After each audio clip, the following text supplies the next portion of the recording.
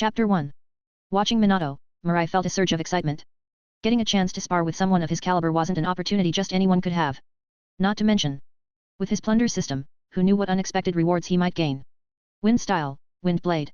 Mirai formed a series of hand seals and launched several sharp wind blades toward Minato. He chose not to use the Uchiha clan's specialty, fire style, since Minato's speed would likely make it ineffective. The flames might only obscure his own vision, which would do more harm than good. As the wind blades shot toward him, Minato's figure flickered and vanished from sight. In the next instant, a special kunai was already hurtling toward Mirai's neck. Clang! The crisp sound of metal clashing echoed as Mirai drew the long sword from his waist, intercepting Minato's attack. His Sharingan, with its 3 tomo, began spinning rapidly. The two clashed at incredible speed. Minato was extraordinarily fast, but Mirai's Sharingan allowed him to keep up, blocking each of Minato's strikes with precision. So this is the strength of a cage-level shinobi. Feeling a pressure he hadn't experienced in a long time, Mirai intensified his focus, his 3 tomo Sharingan spinning faster. 1. Genjutsu. 2. The words were barely out of his mouth before Minato's figure vanished once more. 4. Seeing Minato react in an instant, Mirai couldn't help muttering. Sharingan Genjutsu was supposed to be instantaneous, he'd set this up so carefully, yet Minato had evaded it with ease. 1. Well, that's the yellow flash for you, the fastest man in Konoha. Unknown to Mirai, Minato himself was equally stunned. He'd mentally prepared for this spar, but Mirai's skills still shocked him. The boy's prowess surpassed that of most jonin, especially his swordsmanship. It was masterful, not at all what you'd expect from someone who graduated from the academy less than a year ago. Coupled with the precision of the 3 tomo Sharingan. Incredible strength. And he wasn't even 13 yet. A 12-year-old with strength exceeding that of a typical jonin. The whole shinobi world would be shocked if they knew. 2. Minato had always been called a prodigy, but now, he was feeling just a little outmatched. Hey. Losing focus in a fight isn't a good habit. With a smirk, Mirai launched an all-out attack on Minato. He was genuinely thrilled. Since acquiring his system, he hadn't fought with his full strength like this. He could feel that his hidden power was finally starting to respond effortlessly. Chidori. Mirai's body crackled as he dashed toward Minato like a bolt of blue lightning. Whoa. Hold up. Minato chuckled as he watched the trees collapse from Mirai's technique. Mirai, we're just sparring, no need to get this serious.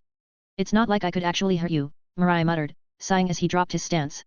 Without opening the 8 gates, he knew his speed couldn't pose much of a threat to Minato. On the contrary, if Minato went all out, he'd probably be defeated in moments. No wonder he'd later earn the name Yellow Flash. With a reputation so fearsome that enemies would abandon missions on sight. Ding!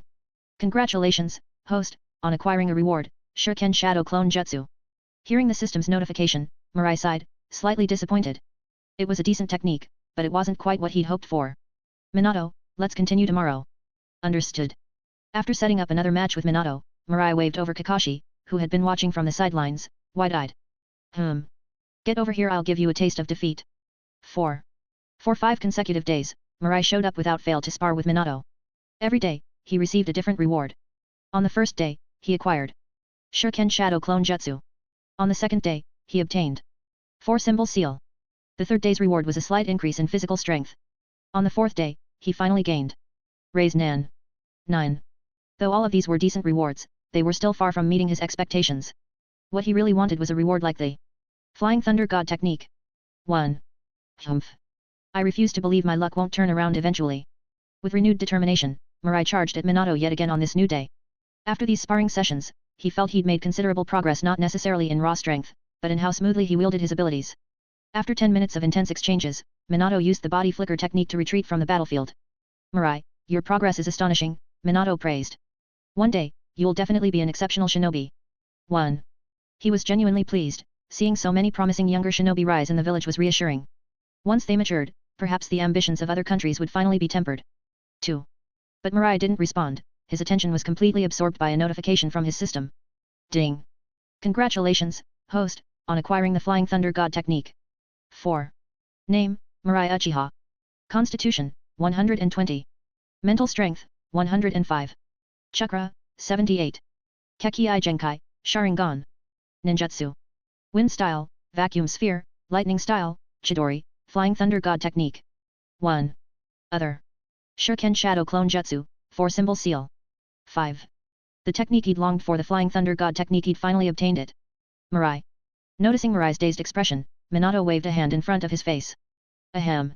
It's nothing. I think that's enough for today, Mirai said, quickly composing himself and forcing a smile. All he wanted now was to find a quiet place where he could test out his new technique. Hey? Not going to give Kakashi his usual round. Minato looked surprised. After their sparring sessions, Mirai usually sparred with Kakashi, too. What changed? Hearing Minato's question, Mirai glanced over at the waiting Kakashi, who looked somewhat confused. Reaching out, he flicked Kakashi on the forehead. 2. Kakashi, give me a break this time. Next time, I'll spar with you. Read 10 chapters ahead for free on my Patreon, read pinned message. Plus 70 chapters on patreon.com/gxo. Comment. 5 comment. Vote. Chapter 2. Returning to his room, Mirai activated the barrier he had set up around the space. Carefully pulling the curtains, he ensured every precaution was in place before sitting down, closing his eyes, and beginning to focus on the reward he had just received. After a while, he opened his eyes, thrilled. This reward was beyond his expectations. Just as he had once absorbed Uchiha Fugaku's Uchiha-style Kenjutsu, this time he had acquired not only the Flying Thunder God technique from Namikaze Minato but also Minato's years of experience and insights into the technique.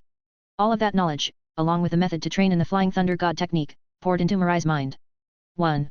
What's more, as with his earlier mastery of the Chidori, his understanding of spatial concepts had deepened, granting him a natural aptitude for space-time ninjutsu. In the original story, only Tobirama Senju and Minato had mastered the Flying Thunder God technique, underscoring just how challenging space-time ninjutsu was to learn. But now, thanks to this reward, Mirai had gained an affinity for space-time ninjutsu, an incredible advantage. 1. Let's give it a try. After absorbing the knowledge, Mirai took a kunai from his tool pouch, and with a thought, a complex Flying Thunder God seal appeared on the blade. Go. With the seal in place, Mirai threw the kunai across the room. The next instant, his figure vanished from his original spot and reappeared beside the kunai. It worked. Gripping the kunai, Mirai's face lit up with excitement. The Flying Thunder God technique was invaluable, not only as an offensive strategy but also as an unmatched survival tool. With this skill, he could retreat whenever needed, placing him in an almost invincible position. In the original story, if Minato hadn't sacrificed himself to protect Konoha against the Nine Tails, it was hard to imagine anyone capable of killing him. This opens up a whole new realm of possibilities. Mirai smirked to himself. As long as he had enough Flying Thunder God seals in place, no one could endanger him. Fight if he wanted, retreat if he didn't. Home isn't just for Minato now, it's for Mirai. At the Konoha border, Narashikako looked at Mirai and his team, his eyes showing a hint of weariness. It's now confirmed. Tsunagakuer is preparing to wage war against Konoha. 3. Orders from the village are clear, any Tsunagakuer ninja who crosses into the Land of Fire is to be eliminated on sight. Starting today, you'll work in teams to patrol the border. Mirai nodded at Shikaku's orders and led the way out of the command tent. Watching him leave, Shikaku's gaze was tinged with complexity. He could hardly believe a Uchiha would step up to take initiative like this. 4. In the dense border forest, Mirai watched as Kurane and Asuma set traps carefully, while he sat casually on a tree branch, secretly leaving a Flying Thunder God seal. It barely used any chakra, so he saw no harm in scattering a few seals for good measure. Suddenly, the sharp crack of an explosive tag went off nearby. Before Asuma and Kurane could react, Mirai disappeared from his spot. A kilometer away, 3 Tsunagakuer shinobi, caught in the trap, immediately leapt back. They were only genin, so retreating was their best option upon being discovered. But before they could get far, a young swordsman appeared, dashing toward them. Seeing the boy, the three exchanged glances, a cruel smile spreading across their faces. They halted, waiting for Mirai to draw closer before surrounding him. Lucky day for us. A little punk just walked right into our hands. Humph, seen plenty of fools like him. Chase the enemy blindly and ignore your own safety, typical rookie mistake. Too bad, there's only one life. Too late for regrets now. As the Tsunagakuer shinobi advanced on Mirai, they looked gleeful. To them, he was just a naive kid barely out of the academy, a gift-wrapped rabbit. You're not wrong. Hey. Mirai's words left the three momentarily baffled. In the next instant, a flash of his blade and one of their heads hit the ground. What? Such speed. The remaining two, shocked at their comrade's death, couldn't believe their eyes. They hadn't even registered Mirai's movements before their ally was dead. Realizing they'd provoked the wrong person, they exchanged a glance, now desperate to flee. This seemingly reckless kid was far more skilled than they had anticipated, a rare prodigy among shinobi. Split up. They dashed in opposite directions, hoping at least one of them would escape and relay the intel. Just 10 meters in, one of them collapsed, his throat slit. He could feel his life slipping away, but a glimmer of relief flickered in his eyes as he saw his partner escape hundreds of meters in the other direction. His sacrifice wasn't in vain. They had to warn Tsunagakuer such a formidable Konoha ninja had to be eliminated before he could grow stronger. That information was more valuable than his life. But as his consciousness faded, he watched in horror as a kunai flew in his ally's direction, closing the distance in an instant. His partner deflected it, but then his eyes widened as Mirai materialized right beside him, thrusting his blade through his heart. How did he do that? Damn, this intel is so critical. With that last thought, his vision faded to black. Mirai wiped his sword, collected the kunai, and listened as the system's notification sounded in his mind. Ding. Congratulations to the host for successfully acquiring Chakra +1. Ding. Congratulations to the host for successfully acquiring Chakra +1. 1. Ding. Congratulations to the host for successfully acquiring Chakra +1. Read 10 chapters ahead for free on my Patreon, read pinned message. Plus 70 chapters on patreon.com/gxo. Comment. 7 comment. Vote. Chapter 3. By the time Mirai had finished clearing the battlefield, Kurane and Asuma finally arrived. Mirai, are you hurt? Kurane asked immediately, concern evident in her eyes. Mirai just chuckled. Nope. It was only 3 genin, I took care of them easily. Kurane and Asuma exchanged a look, speechless at his nonchalance. Only 3 genin? Wasn't he also just a genin himself? Asuma frowned. Mirai, you're being reckless. We're supposed to operate as a team, not run off on our own. Mirai scoffed at Asuma's scolding. I don't need you telling me what to do. 4. Asuma clenched his fists, clearly annoyed. So, what, we're just supposed to do whatever we want to? He reminded Mirai, remember what you told us before? War isn't a game, don't make yourself a burden on your comrades. Mirai glanced at him, his gaze icy. Rules are made for the weak, Asuma. Until you can defeat me, you're the one who follows orders. 3. Right and wrong? Morality? Shinobi rules? 2. Mirai couldn't care less. He only did what he wanted. To think anyone could control him was pure fantasy. 3. Bastard. Asuma's face flushed with anger as he clenched his fists tightly. As the Hokage's son, he was unused to being treated like this. If he thought he could win, he would have knocked some sense into that smug face right now. In the days that followed, Mirai led Asuma and Kurane on a relentless assault against the Tsunagakuer shinobi. Every sand ninja they encountered, none escaped. Even Chunin-level opponents were no match for Mirai's skill. In just 10 days, he had wiped out 10 teams, racking up 25 confirmed kills himself. With the rewards he'd gained from daily sparring, his stats had significantly increased. Name, Mirai Uchiha. Physique, 130. Mental power, 110. 5. Chakra, 101. Bloodline limit, Sharingan. Looking at his attributes all surpassing the 100 mark, Mirai felt satisfied. Based on these stats, he'd already reached the level of a Jonin, and with his 3 Tomo Sharingan, most Jonin would fall short against him. Only elite Jonin could provide him a true challenge. With the 8 Gates technique, Flying Thunder God, and Raise Nan, he was even confident enough to face a cage-level opponent. 1. In just a few months, he had grown from a mere genin to this level. Truly, breaking the rules was the only correct path forward. 2. This guy really knows how to relax, Asuma muttered with a hint of frustration as he looked at Mirai resting calmly on a tree branch. In every encounter with the Suna shinobi lately, he'd hardly been able to contribute. Mirai was usually able to handle all the enemies on his own, leaving Asuma with nothing but frustration. In Asuma's view, Mirai was hogging all the glory that should have been his. Even Obito Uchiha next door was starting to mock him. How was he supposed to prove himself to his father at this rate? No way, I have to get the jump on him next time and show what I can do, he thought, clenching his fists in determination.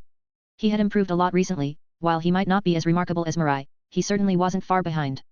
3. Just then, the faint jingle of bells filled the air, catching Asuma's attention. He looked up to see a dozen shuriken speeding toward them. Enemies. Asuma whipped out his chakra blade, deflecting the incoming shuriken. But before he could react, a Suna ninja came rushing toward him at full speed. Bring it on. Asuma sneered, charging forward. Fire style, ash pile burning. A thick plume of ash erupted, engulfing the Suna ninja before detonating in a fiery explosion. Asuma readied himself, eyes locked on the smoke, when... Ting! Ting! Ting! 3 more shuriken came flying through the smoke, and before he could fully catch his breath, a figure appeared at his side. Bam! Asuma barely registered the kick before everything went black, his body sent flying like a kite with its string cut. Too fast. The enemy's speed and strength left him no time to react, it was as if his jutsu had been completely ineffective. Before he could recover, the Suna ninja loomed over him, scarred from brow to mouth and emanating a deadly aura. Those cold eyes made Asuma's blood run cold. From the start, the Suna ninja hadn't spoken a single word or wasted a single movement, he was seconds from taking Asuma's life. A Jonin. He's definitely a Jonin. Asuma's mind screamed, but it was too late. Against this level of power, he couldn't respond. Just as he prepared for the end, the Suna Jonin suddenly halted mid-strike, spun back, and formed hand signs. Wind style, pressure damage. T/N, this tornado-like mass is compressed until it has a very high density before being released. The blast can hit a vast range, inflicting massive damage on both the target and their close surroundings. 2. Boom. The entire area in front of him was shredded to bits by razor-sharp wind, leaving a vacuum in its wake. At that moment, Asuma felt himself being pulled back, retreating several meters in an instant. When he looked up, Mirai was standing next to him, posture calm and steady. Asuma couldn't suppress the wave of fear that crashed over him.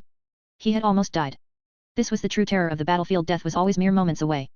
Stay with Kurane, Asuma, Mirai said, unsheathing his blade. Asuma snapped out of his daze, shouting a warning. Mirai, be careful. He's strong. Mirai chuckled lightly. Asuma. Asuma looked at him, puzzled. Mirai's eyes glinted. Don't judge my opponents by your standards. 13. For every review, I'll add +1 more chapter. Once this story gets 10 reviews, I'll start posting 2 chapters per day. Read 10 chapters ahead for free on my Patreon, read pinned message. Plus 70 chapters on patreon.com/gxo. Comment. 9 comment. Vote. Chapter 4. Interesting kid, muttered the Tsunagakuer Jainin, a faint smile playing on his lips as he watched Mirai in action. The young shinobi, seemingly fresh out of the academy, had forced him to change his approach, a rare occurrence. This kid wasn't just skilled. His timing was impeccable, and the way he'd spoken earlier, it was as if he hadn't even considered the Jainin a threat. A thrill crept into the Tsunagakuer ninja's mind, making this cocky brat show some despair could be fun. With a cold smile, he sneered, impressive skills for a kid, but don't think that makes you any match for a Jainin. Get ready to tremble. Get ready to fear. 5. The Jainin unleashed a chilling killing intent, but Mirai only gave a scoff, his face unreadable. Idiot, he muttered. Arrogant brat. I'll show you who's the idiot. Enraged, the Tsunagakuer Jainin lunged at Mirai, kunao in hand. 3. Wind style, blade of wind. Earth style, earth wall. The Jainin's razor-sharp wind blade collided with a wall of earth, sending up clouds of dust and debris. When the dust settled, he was right next to Mirai. Clang. Sparks flew as his kunao clashed with Mirai's blade. The Jainin was shocked. Mirai's reaction speed was astonishing. But before he could plan his next move, Mirai had already swung his blade toward his neck. 2. The Jainin raised his steel kunao to block, his mind instinctively preparing his next step. But in the instant the kunao touched Mirai's blade, it shattered effortlessly. Swish. With a desperate dodge, the Jainin narrowly avoided the strike, but a deep gash appeared on his chest, exposing bone. Thud. A dull pain shot through his stomach as Mirai kicked him hard, sending him crashing to the ground. Run. The Jainin's survival instincts kicked in. This brat was far stronger than he'd anticipated. Staying to fight would mean certain death. He had to escape. He began forming seals to prepare a body flicker technique and a body replacement technique for his retreat. But just then, something changed. Mirai's eyes gleamed a menacing red. The Sharingan's 3 tomo spun in his gaze. The Tsunagakuer Jainin's heart froze, his mind clouding over. A flash of lightning erupted in front of him. Chidori. He stared in shock as Mirai's hand pierced his chest, blood and fragments of organs splattering out. His vision blurred, fading into darkness as disbelief and regret filled his final moments. Ding. Congratulations to the host. Reward, Chakra +1. 4. Mirai let out a frustrated sigh at the system's message. He had hoped taking down a Jainin would yield better rewards. But the system was treating it no differently than a regular kill, ridiculously low return on investment. 4. We won. Kurane shouted, rushing to Mirai's side. That was a Jainin. You took him down so easily. She looked up at him in awe, her eyes shining. Mirai, how did your blade cut right through his kunao? 1. Kurane's question was filled with curiosity. In the heat of battle, that decisive strike had turned the tide. Without it, the Jainin would have been far harder to defeat. It's simple, Kurane. By channeling wind-style chakra into your weapon, you can enhance its cutting power. Sometimes, adding it at just the right moment can make all the difference in a fight, Mirai explained patiently.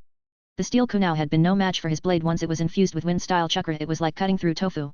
Kurane's eyes widened in amazement. You're a genius, Mirai. Mirai chuckled, reaching out to tousle her hair. Genius? That's just the starting line. Kurane's eyes sparkled with admiration. She loved when he showed off so naturally. It was just smooth. 2. When you learn to master chakra nature and shape transformation, you'll be able to do it too, he added with a grin. Alright, let's clear the battlefield. Mirai glanced down at the lifeless body of the Tsunagakuer Jainin. And watch out for any traps on him. Got it. Asuma, watching from a distance, felt a strange sensation of disbelief. The Jainin who'd nearly broken him down mentally had just been dispatched by Mirai without a second thought.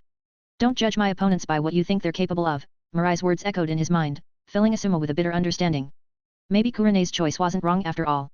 Compared to Mirai, he was just lacking in every way. 2. Tsunagakuer, frontline command tent. In the main tent, Chiyo's face was grim as she reviewed the intelligence scroll. The surrounding Tsunagakuer ninja remained silent, a heavy tension filling the air. Their attempts to weaken Konoha hadn't gone well recently. Instead of securing valuable intel, they had suffered significant losses. At first, it was just Genin and Jinin teams, but now even Jainin were disappearing. Each Jainin was crucial to the village, and such losses couldn't be sustained. Raza. Yes, Counselor Cho, replied Raza, standing stiffly at attention. Take 2 Jainin with you and form an assassination team. Teach Konoha a lesson. 1. Understood. Though his face showed resolve, Raza couldn't hide a hint of nervousness. Sensing his unease, Chiyo's voice softened. With the 3rd Kazekage missing, the village needs a strong, respected leader to step up as the 4th. 2. You are a wielder of magnet release. Don't let me down. 3. Raza's heart raced. Becoming Kazekage had always been his dream, yet he had never dared to hope. The sudden disappearance of the third Kazekage had cracked open an opportunity. He knew he wasn't particularly notable in the village, lacking any substantial backing.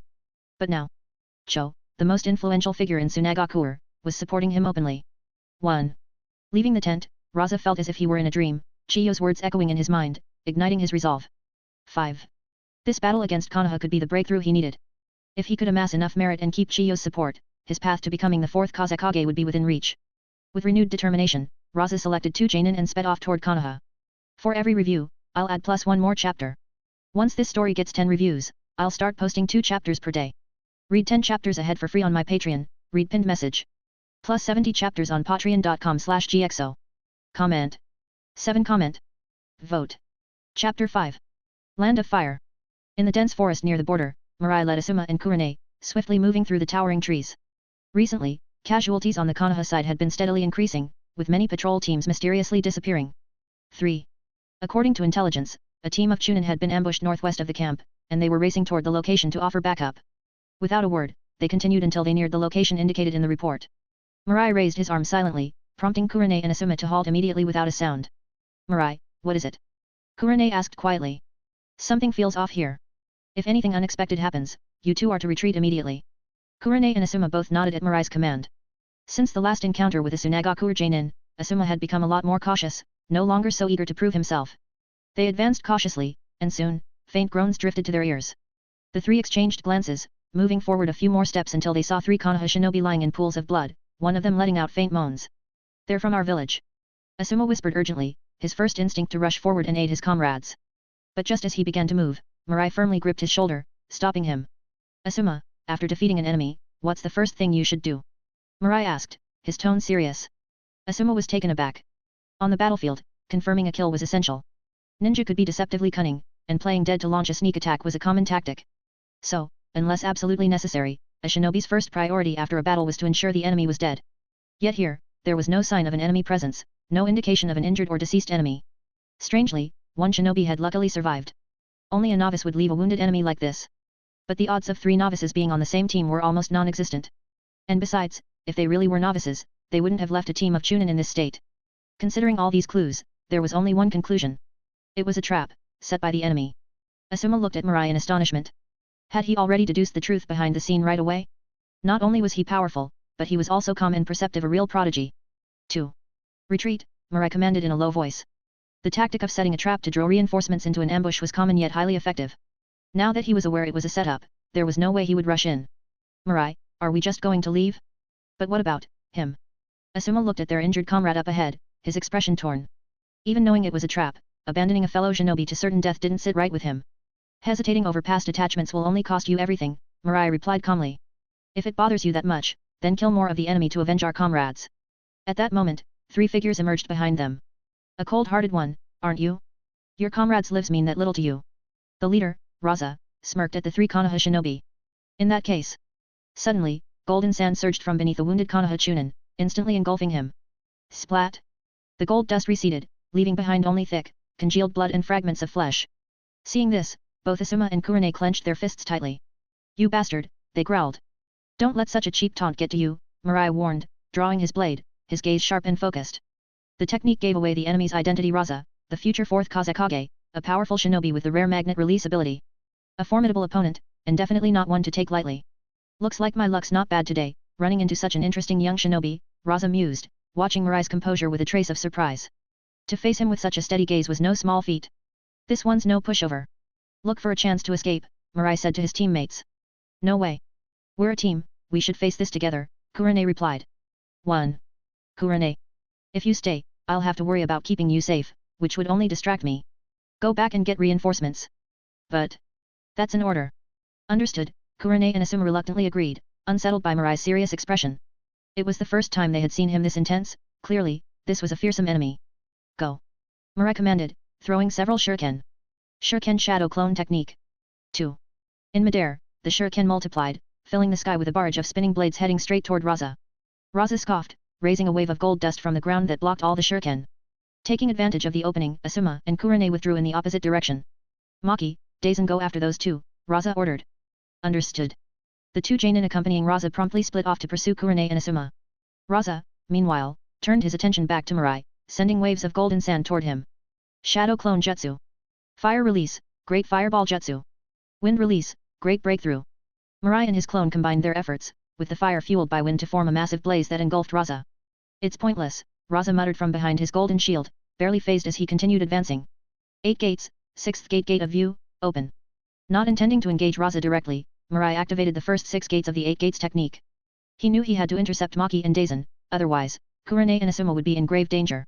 Now shrouded in green steam, Mirai's speed increased exponentially, vanishing in a blur and tearing up the ground with sheer momentum. Die! In a flash, Mirai appeared beside Daisen, slashing with his blade. Daisen barely ducked, but not without a strand of his hair getting sliced off. Before Daisen could catch his breath, Mirai's hand was pressed firmly against his chest. Raise Nan. 7. Boom. The force of the Raise Nan sent Daisen spiraling backward, smashing through several large trees before hitting the ground with a thud. 9. Seeing this, both Raza and Maki were left speechless. Daisen, a seasoned Jainin, had just been taken down by a mere kid in a matter of seconds. This was unbelievable. For every review, I'll add +1 more chapter. Once this story gets 10 reviews, I'll start posting 2 chapters per day. Read 10 chapters ahead for free on my Patreon, read pinned message.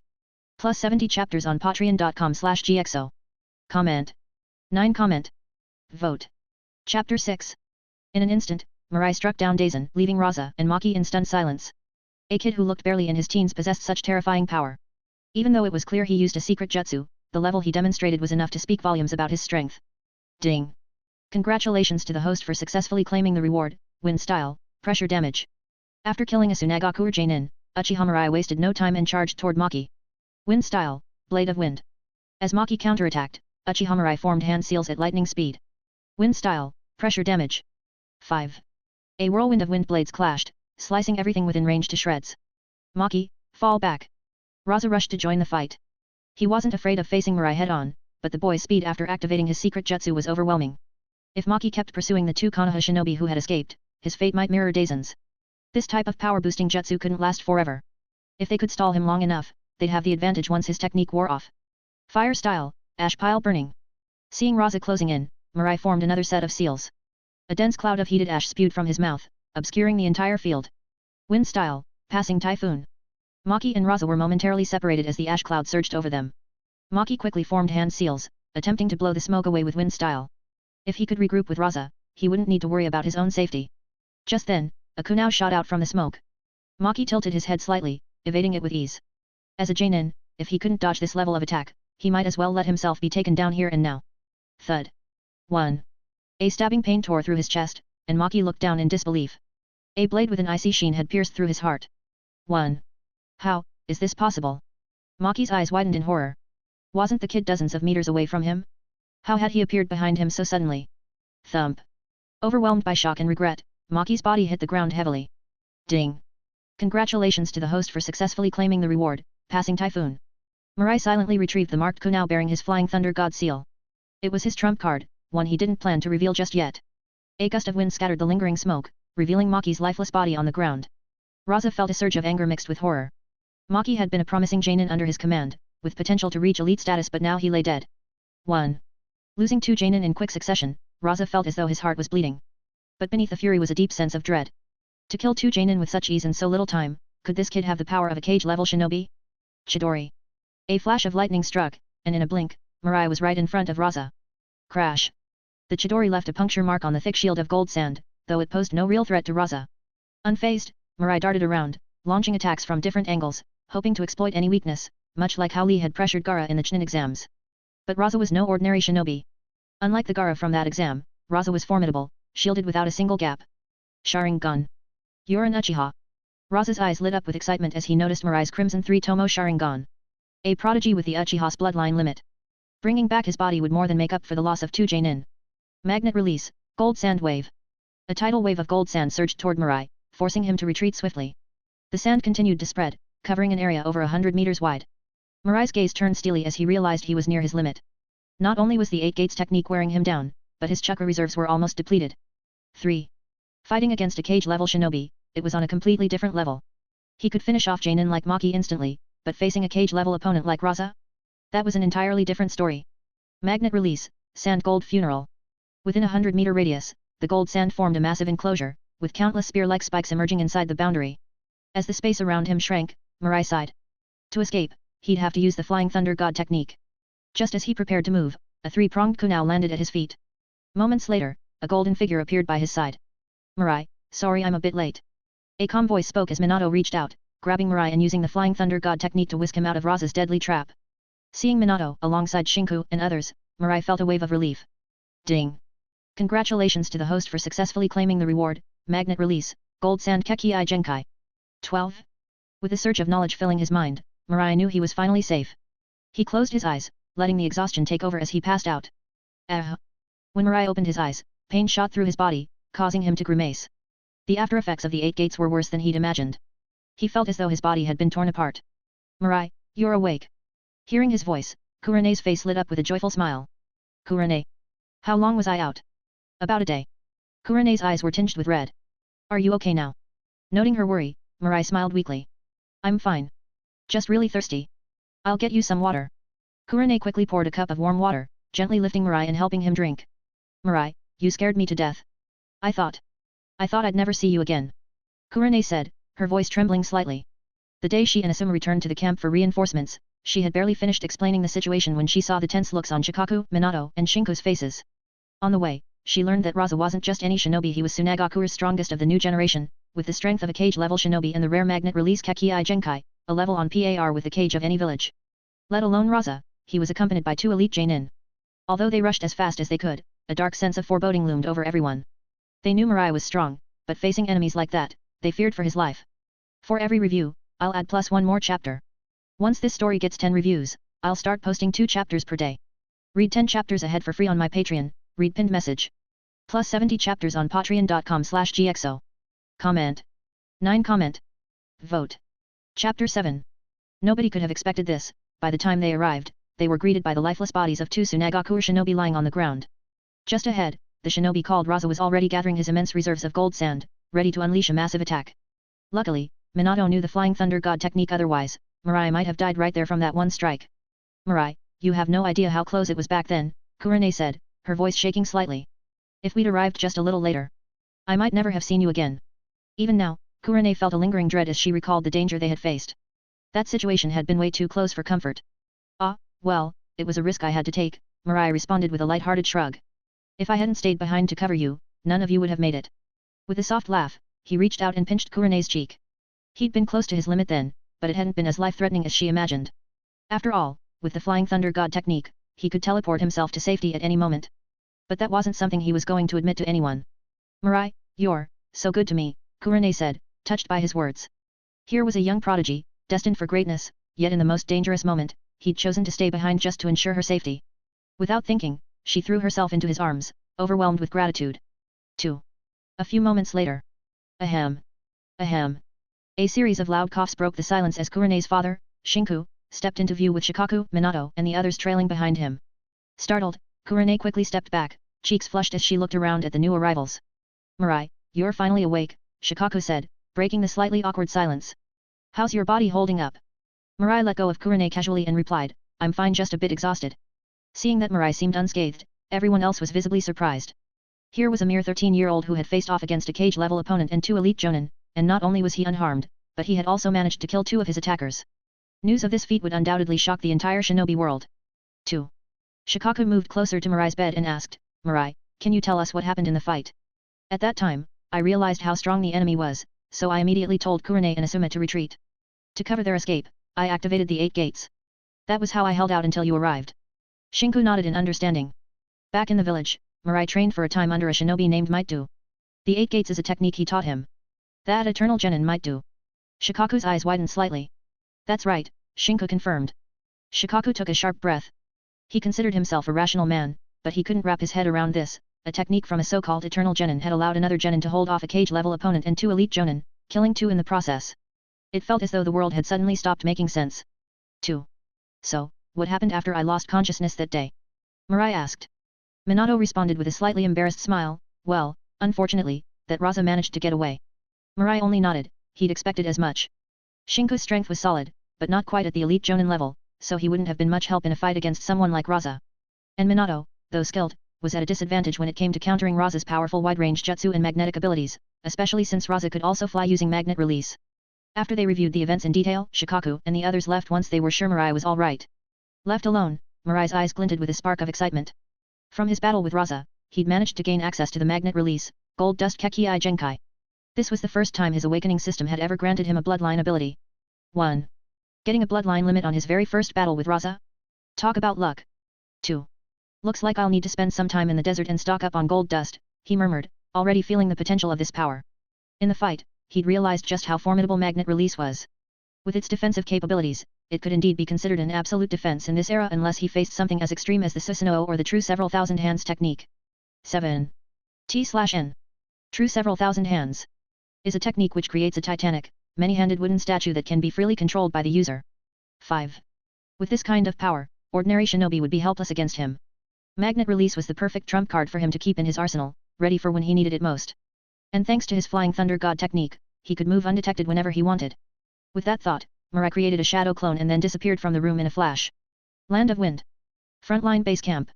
Raza knelt on one knee before Cho, his face grim.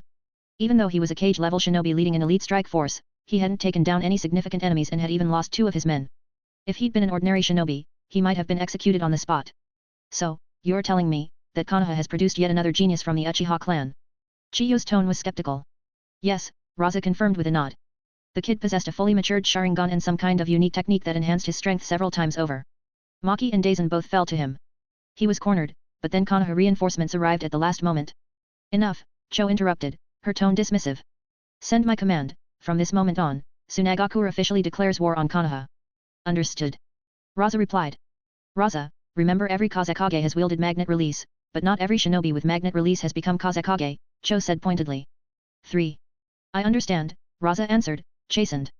Cho sighed, a faint hint of weariness in her gaze. Why was it that every few years, Konoha seemed to produce these incredibly talented shinobi?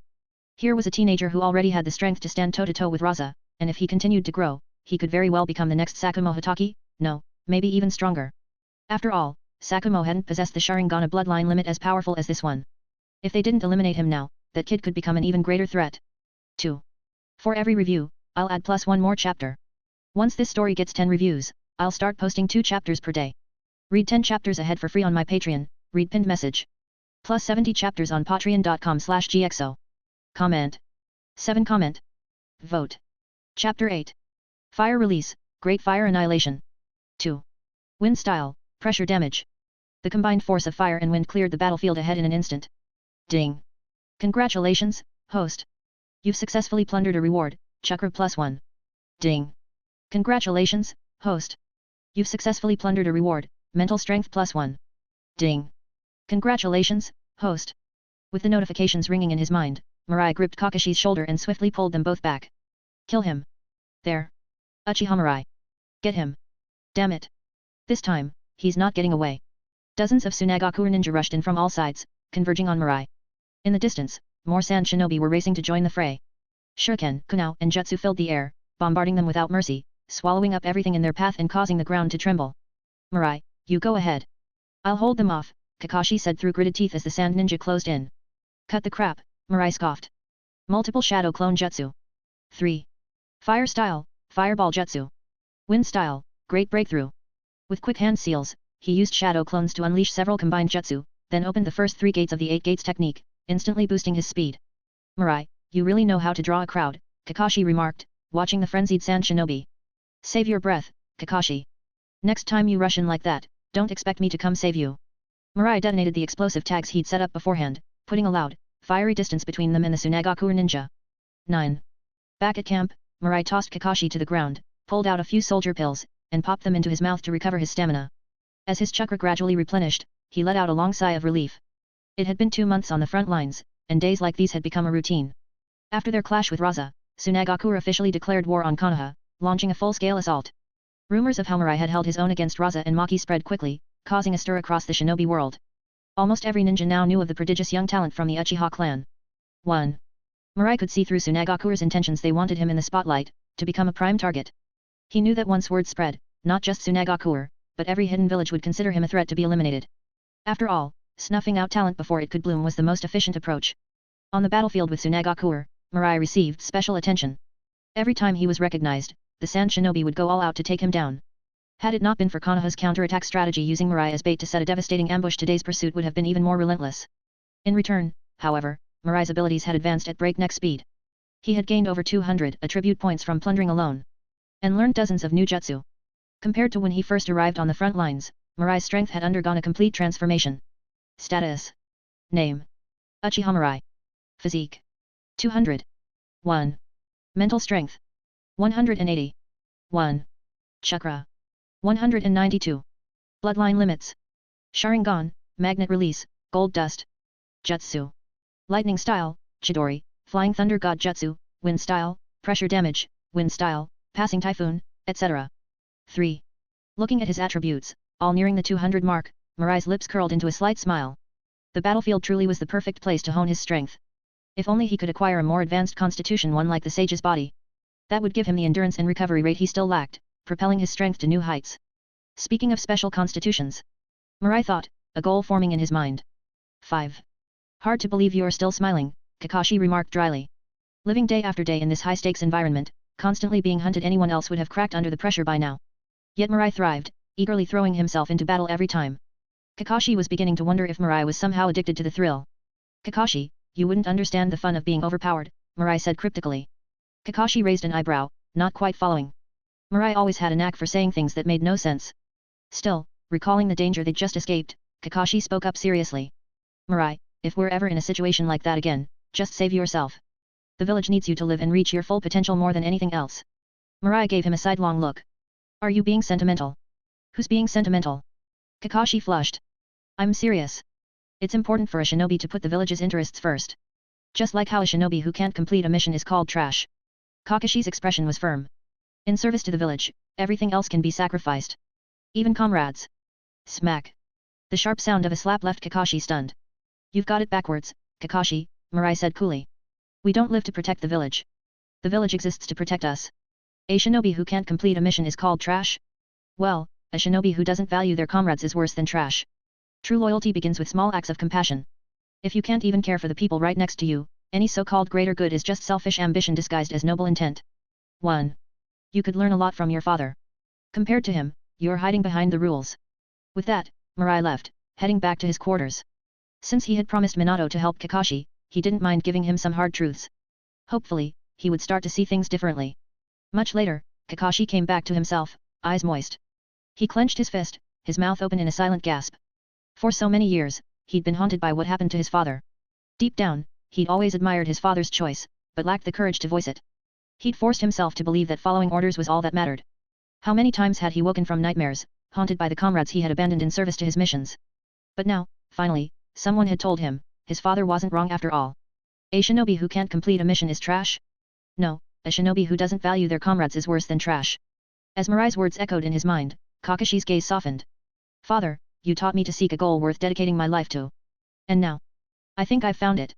3. For every review, I'll add plus one more chapter. Once this story gets 10 reviews, I'll start posting 2 chapters per day. Read 10 chapters ahead for free on my Patreon, read pinned message. Plus 70 chapters on patreon.com/gxo. Comment. 7 comment.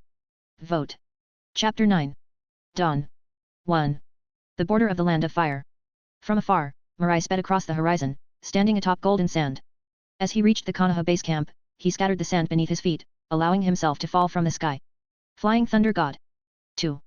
With a whispered command, his figure vanished, reappearing instantly inside a room. Dismissing his shadow clone with a wave, he reviewed the clone's memories and confirmed nothing unusual.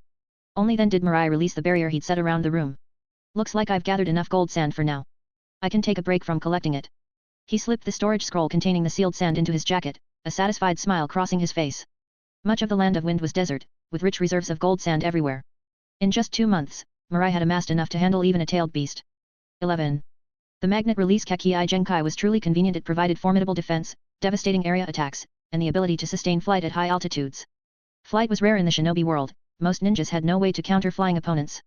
In the original timeline, Deidara could single-handedly defeat Gaara in Tsunagakuer, mainly due to his flight advantage, leaving other sand shinobi powerless.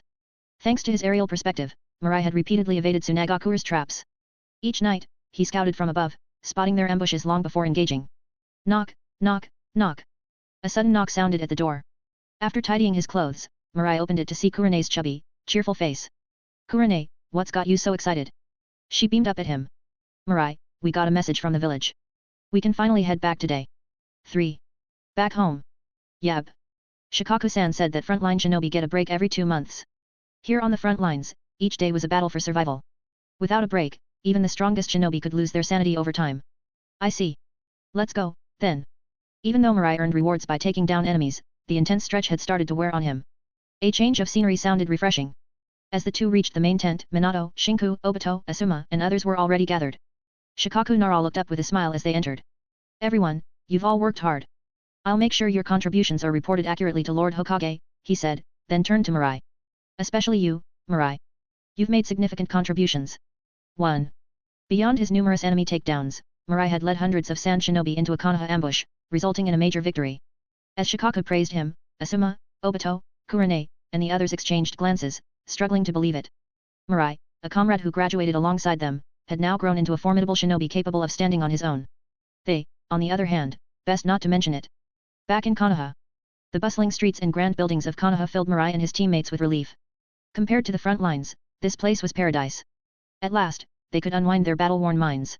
Mirai, you go on ahead. Let's all meet up for dinner tonight, Shinku called. As their team's leader, he needed to report the mission details to the third Hokage. See you tonight, Mirai. Kurane waved as she hurried off, eager to finally freshen up after weeks on the battlefield. Asuma gave Mirai a quick nod and headed out as well. Alone now, Mirai wandered the streets of Konoha, feeling a bit aimless. To him, Konoha looked like nothing more than a slightly larger town compared to what he'd seen in his past life. Stopping at a dango shop, he ordered a few skewers of 3-colored dango. Just as he sat down, a boy wearing Uchiha clan attire entered the shop. The boy had a large garlic-shaped nose and big eyes. Though he didn't have the handsome features typical of an Uchiha, there was a certain charm in his honesty. 2 skewers of dango, please. Thank you. Politely taking the dango from the server, the boy scanned the shop for a seat, eventually choosing a table with other customers. However, as soon as he sat down, the villagers at the table stood up and left with their food, leaving him alone. 1. Undeterred, he tried again only for the same thing to happen 3 more times. Sigh. The boy let out a quiet sigh and finally sat down at an empty table, resigned. He'd long since lost count of how many times he'd been shunned. No matter how friendly he tried to be, the villagers kept their distance. A plate appeared before him. Startled, the boy looked up, only to see another person wearing Uchiha clothing. His expression dimmed, disappointment flickering across his face. What's your name? Mirai asked, a sense of recognition stirring in him as he looked at the boy. The boy replied timidly, Uchiha Shisui. 2. Mirai's eyes widened in surprise. He hadn't expected to meet Uchiha Shisui here. Shisui, known for awakening the powerful Susanoo with just one eye, possessing the legendary Koda Amatsukami, the most potent genjutsu. A prodigy who rivaled even Itaki in talent, Shisui would eventually meet a tragic end after being ambushed by Danzo. And who are you? Shisui asked, puzzled by the older boy's intense stare but sensing he wasn't here to cause trouble. Uchiha Mirai. You're Mirai. Shisui's jaw dropped in astonishment. As a member of the Uchiha clan, he knew all about Mirai's feats on the front lines. But while others focused on Mirai's strength and talent, Shisui admired him for something deeper: his selflessness, his willingness to put himself in danger to protect his comrades. To Shisui, that was the essence of the will of fire. Mirai-senpai, it's an honor. Shisui stood up and bowed respectfully. Watching him, Mirai felt a spark of inspiration. Shisui was still young, his ideals not yet fully formed. Perhaps, with the right guidance, he could become a valuable ally. A slight smile curved on Mirai's lips. It's a pleasure to meet you, Shisui. Let's look out for each other. 1. For every review, I'll add +1 more chapter. Once this story gets 10 reviews, I'll start posting 2 chapters per day. Read 10 chapters ahead for free on my Patreon, read pinned message. Plus 70 chapters on patreon.com/gxo. Comment. 7 comment. Vote. Chapter 10. After quickly finishing the last bite of his dango, Mirai started heading outside. Noticing this, Shisui hurried to catch up. He was still very curious about this remarkable senior within the clan. The two soon arrived at the clan grounds. It was around 11 in the morning, and the villagers, having worked hard all morning, were ready to take a break. Most wore relaxed smiles, clearly looking forward to some rest. When they saw Mirai, many greeted him with a smile. Mirai, I heard you recently pulled off something amazing on the front lines. Haha. That's our clan's prodigy for you, making us all proud. There's talk going around that you faced off against a cage-level enemy and 2 Jonin without a scratch and even defeated the Jonin. Incredible. Mirai, you're the pride of the Uchiha. Just remember to stay safe out there. Though most of the Uchiha are known for their rebellious nature, they naturally respect strength. Mirai's achievements were a point of pride for many, making him quite popular among his clan mates. After greeting everyone, Mirai led Shisui to his place. Wait here for a bit, I'm going to make us something to eat, he said, then turned and headed to the kitchen. 2. On the front lines, he'd mostly been relying on soldier pills to replenish his strength. Now that he was finally home, he figured he'd treat himself to a proper meal. 1. Soon, the smell of delicious food filled the room. Mirai carried dish after dish to the table: braised pork belly, steamed sea bass, spicy stir-fried chicken, twice-cooked pork, a whole roasted lamb leg, and a few simple cold side dishes. Shisui's eyes widened in amazement. 2. It smelled incredible. You haven't eaten yet, have you? Mirai set down a pair of chopsticks in front of Shisui. I didn't have time to prepare much, so let's make do with this. Shisui nodded, feeling a bit stunned. Not prepared much? This feast was not much? Alright, let's dig in. Though Shisui initially wanted to show some restraint, the mouth-watering aroma was too tempting. He picked up a piece of the braised pork belly and placed it in his mouth, his eyes widening in surprise. The meat melted on his tongue, rich and flavorful, yet not greasy. This taste was amazing. Seeing Shisui's expression, Mirai couldn't resist any longer and started digging in with equal enthusiasm. Being shinobi, their appetites were large, and soon they had cleared the entire table. Once he was full, Shisui seemed to snap back to reality, scratching his head in embarrassment.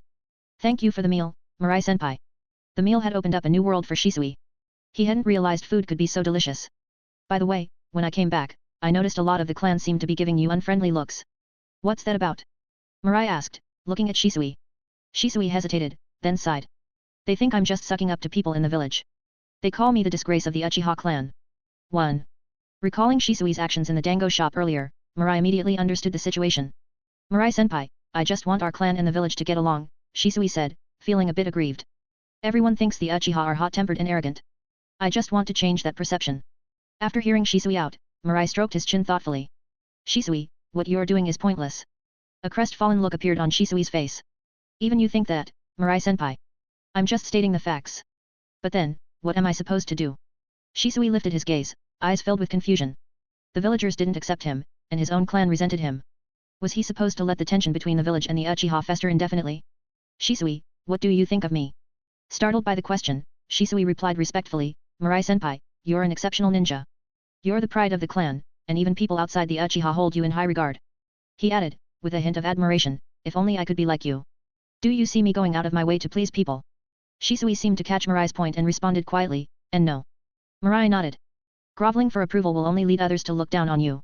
If you don't respect yourself, how can you expect respect from others? 2. Shisui was silent for a moment, still unsure. But if we don't try to change things, the distance between the village and the Uchiha will only grow. If this continues, the tension might become irreparable. Mirai's expression softened, a hint of surprise in his gaze. Kids in this world really do mature early, he thought. Shisui was already worrying about the future. Mirai-senpai, what do you think? Shisui asked, looking up with a hopeful expression. Mirai smiled faintly. Shisui, why not consider it from another angle? You keep thinking about changing the Uchiha. But why not think about changing the village? Shisui froze, stunned. Change, the village?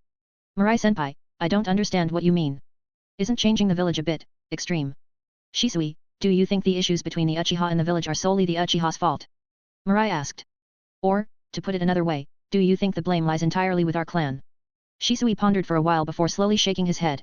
I don't know for sure, but I don't think it's just our clan's fault.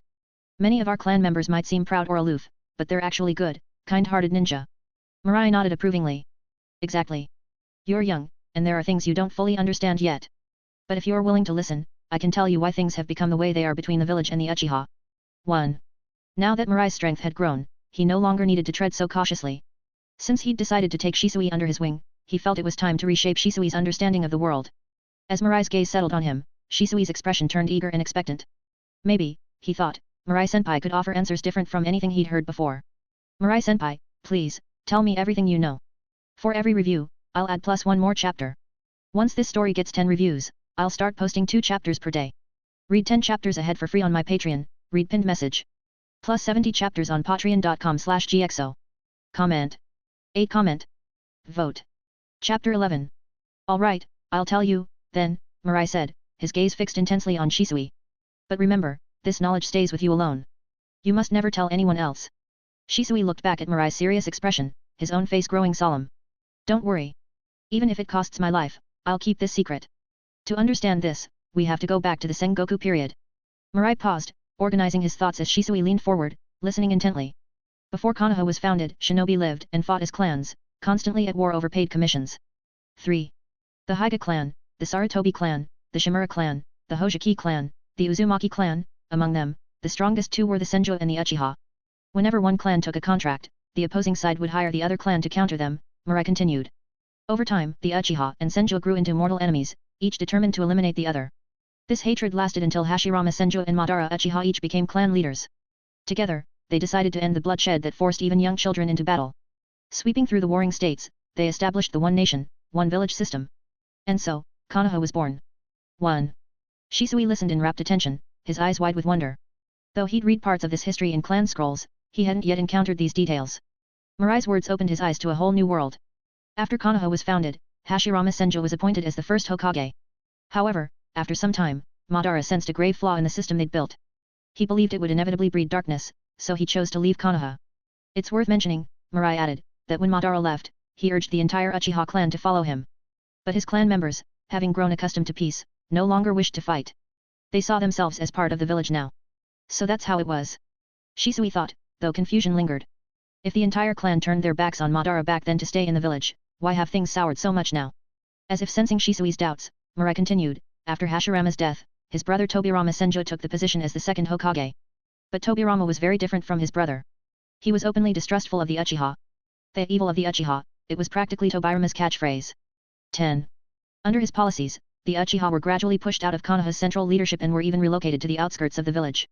To ensure the Uchiha wouldn't aim for the Hokage position, Tobirama established the Konoha police force, assigning village security matters to the Uchiha. 2. Hearing this, Shisui raised his right hand. Mirai-senpai, wasn't giving the Uchiha the village's security responsibilities a sign of trust. Mirai shook his head. Shisui, you're too naive. Our clan's members are often quiet and don't easily express what they're feeling. Tobirama knew this. That's why he established the police force for us. The village's true safety is managed by the Hokage's Anbu.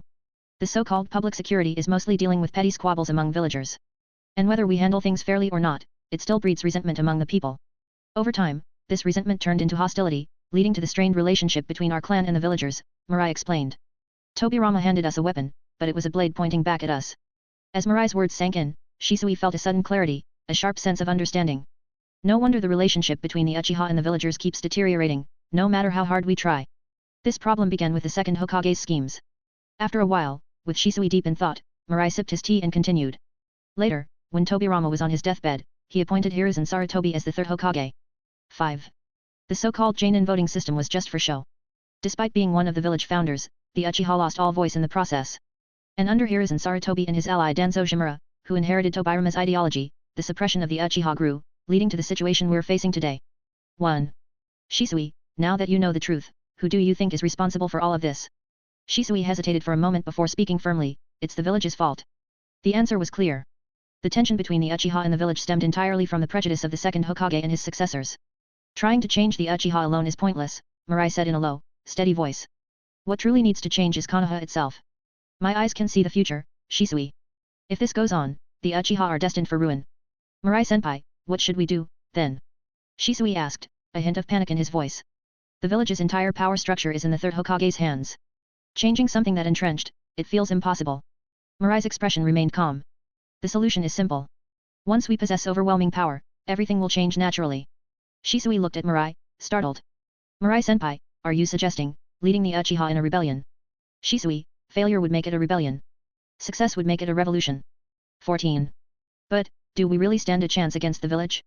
And if we start a coup, so many lives will be lost. Mirai let out a short, disdainful laugh. Remember this, Shisui, they're the ones who forced us onto this path. And with me here, things may not be as dire as you imagine. Once we show a strength that makes the Hokage's side despair, their power will crumble. 2. Seeing Mirai's unwavering confidence, Shisui felt himself captivated. He never would have thought that this young man, just a few years his senior, hid the spirit of a fearsome beast within. 3. Now that you know everything, tell me your thoughts, Mirai said with a smile. Mirai-senpai, I'll work hard to grow stronger so that your hand is even better positioned. Shisui bowed low, pressing his forehead to the ground in a gesture of absolute respect. Seeing him, Mirai quietly withdrew his hand from his weapon pouch. 7. Shisui was only the beginning. One day, under his leadership, the Uchiha would become a force the entire shinobi world would revere. For every review, I'll add +1 more chapter. Once this story gets 10 reviews, I'll start posting 2 chapters per day. Read 10 chapters ahead for free on my Patreon, read pinned message. Plus 70 chapters on patreon.com/gxo. Comment. 6 comment. Vote. Chapter 12. Konohagakure. Hokage Residence. Hiruzen stood alone by the window, thoughtfully puffing on his pipe. His expression was complex. Earlier, Shinko had given him a detailed report of the latest mission logs. Based on Shikaku's intelligence from the front lines, Hiruzen had a good grasp of recent events. What he hadn't expected was the level of talent in Uchiha Mirai. Only a year out of the academy, and already able to stand up to cage-level power. True, according to reports, Mirai had used the 8 Gates technique to temporarily boost his power, barely surviving Raza's attacks, but it still showed remarkable potential. Even Kagami back in his day couldn't quite compare to Mirai. This time, however, Hiruzen didn't feel the same cautious distrust he usually had toward the Uchiha. In the heat of crisis, Mirai had chosen to risk his life to protect his comrades, prioritizing their safety over his own. This kind of selflessness warmed Hiruzen's heart. Mirai was clearly embodying the will of fire. 5. With a loyal heart like this, Hiruzen felt confident that he could keep him close. Suddenly, the office door burst open. Hearing the hurried footsteps, Hiruzen didn't need to turn to know who had entered. Only his old friend would barge into the Hokage's office like this. 2. Hiruzen, Uchiha Mirai has returned to the village. I'm requesting that the root shinobi take him into custody, Danzo stated without preamble. 3. Hiruzen turned, tapping his pipe on the desk before he spoke slowly. Danzo, I've told you before. Mirai is a promising shinobi, and his character doesn't align with Root's methods. Humph.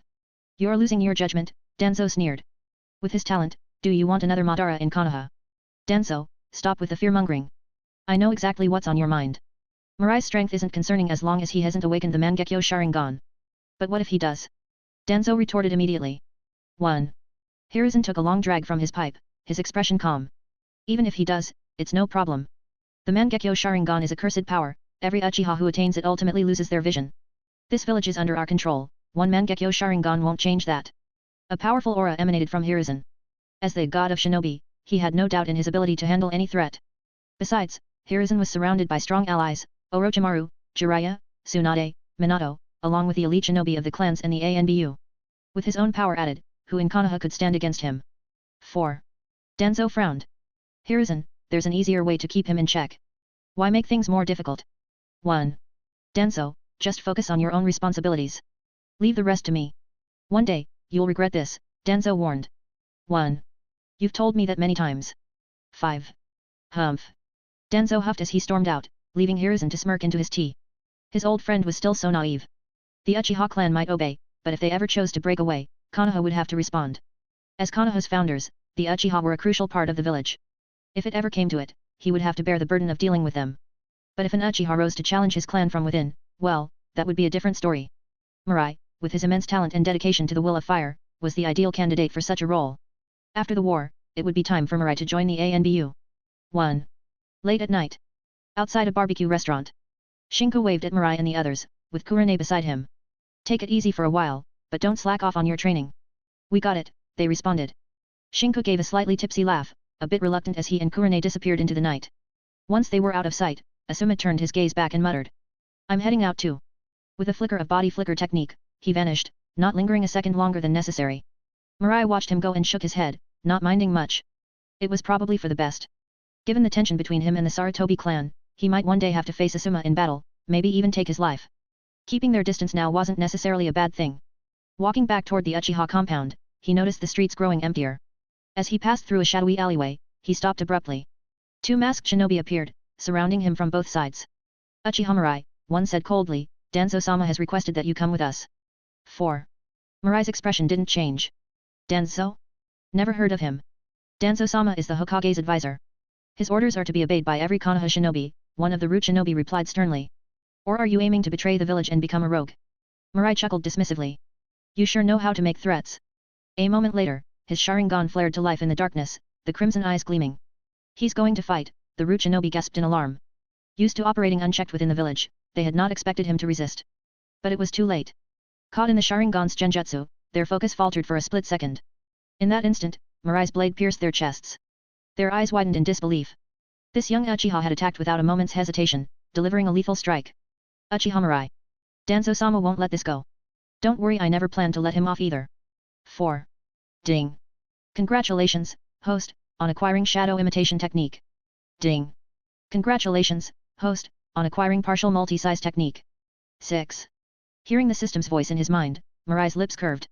Using a search jutsu, he rifled through the root shinobi's minds, gathering information on Root's activities.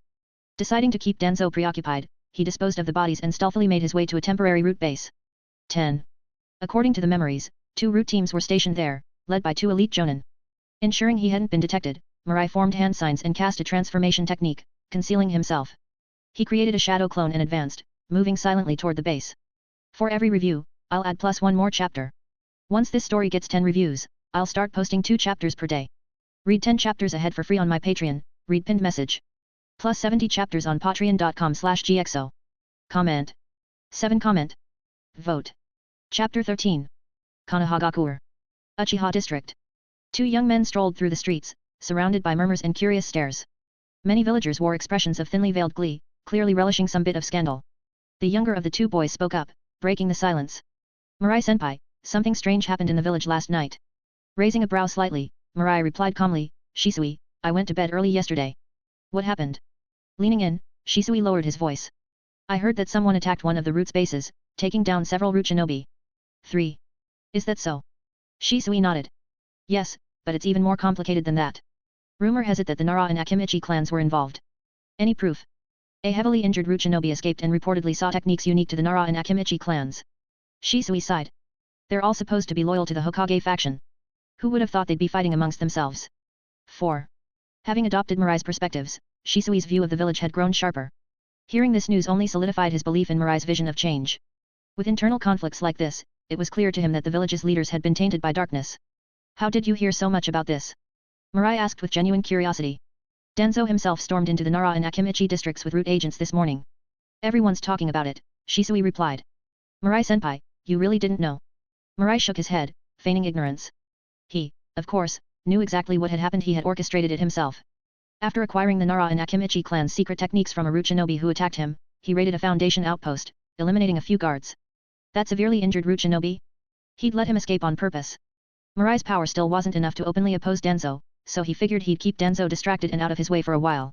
Evidence of the stolen clan techniques would ensure Denzo wouldn't let this incident rest anytime soon. They walked in silence until they reached Uchiha Tajima's home. 2. Clan head. Ah, there you are. Come in and sit, Tajima greeted them with a warm smile. Mirai, I've heard about your accomplishments lately. You've done well, bringing no shame to the Uchiha name. 1. He pushed a small stack of money and a few scrolls toward Mirai. Here's a bit of support from the clan. Mirai smiled, gratefully pocketing the gifts. Money and jutsu scrolls were always welcome. If you have any other requests, let me know. The clan will do its best to provide for you, Tajima offered. After a moment's thought, an idea sparked in Mirai's mind. Clan head Tajima, I'd like to form a contract with a summoning beast. Tajima chuckled heartily. That's a simple request. Most of our clan members make contracts with the ninja cats. They're not particularly strong in battle, but they're excellent for delivering messages and gathering intelligence. If you'd like, I can arrange a contract for you right now. To his surprise, Mirai shook his head. Are there any other options besides the ninja cats? Tajima paused, pondering. Aside from the cats, there is one other option: the crows. Mirai's eyes lit up. That's perfect. He'd already decided on a crow summoning contract. Not for any practical reason, he simply found them striking. 11. With the crow contract settled, Tajima turned his attention to Shisui. You're here too, Shisui. Would you like to form a summoning contract as well? I'd like to choose the crows too, Shisui said enthusiastically. Very well. Tajima didn't hesitate to grant Shisui's request, handing him a few additional scrolls as well. If there's anything else you two need, don't hesitate to ask. The clan is here to support you both. Mirai and Shisui nodded respectfully. Thank you, clan head Tajima. After some casual conversation, Tajima summoned an attendant to lead Mirai and Shisui to sign the summoning scroll with the crows. Once they'd left, Tajima's face flushed. He coughed heavily, his hand coming away stained with blood. 2. His time was running out, and he knew it. All he could do now was provide these young men with the resources they needed to protect the clan. Tajima could only hope that one day Mirai and Shisui would grow strong enough to change the clan's fate. Leaving Tajima's residence, Mirai and Shisui made their way into a secluded forest grove on the outskirts of the Uchiha compound. While Mirai trained, he gave Shisui a few pointers, passing along some of the insights he'd learned from Fugaku and Minato. In just a few brief instructions, Shisui was already learning a lot. Mirai-senpai, thank you so much. Do you mind if I come to you for guidance in the future? Seeing Shisui's hopeful expression, Mirai nodded. Of course. Then his tone shifted. Shisui, you know the life of a shinobi is dangerous, don't you? Mirai-senpai, what do you mean? Your abilities aren't fully developed yet, but you already know a lot of sensitive information. Shisui understood immediately, looking at Mirai with resolute eyes. Mirai-senpai, if you need me to do something, just say the word. Then I'll be direct. Mirai's voice was firm.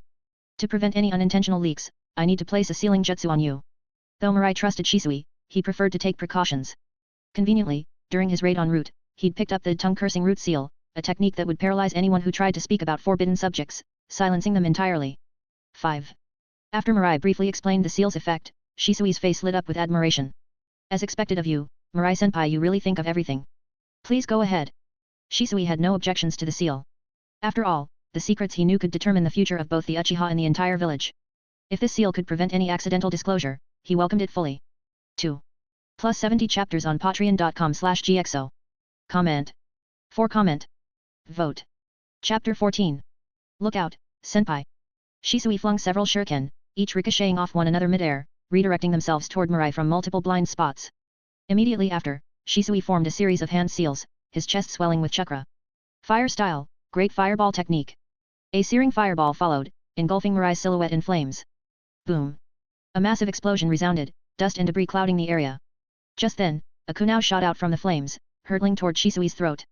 Shisui swiftly unsheathed a short sword, deflecting the kunao barrage. Body flicker technique.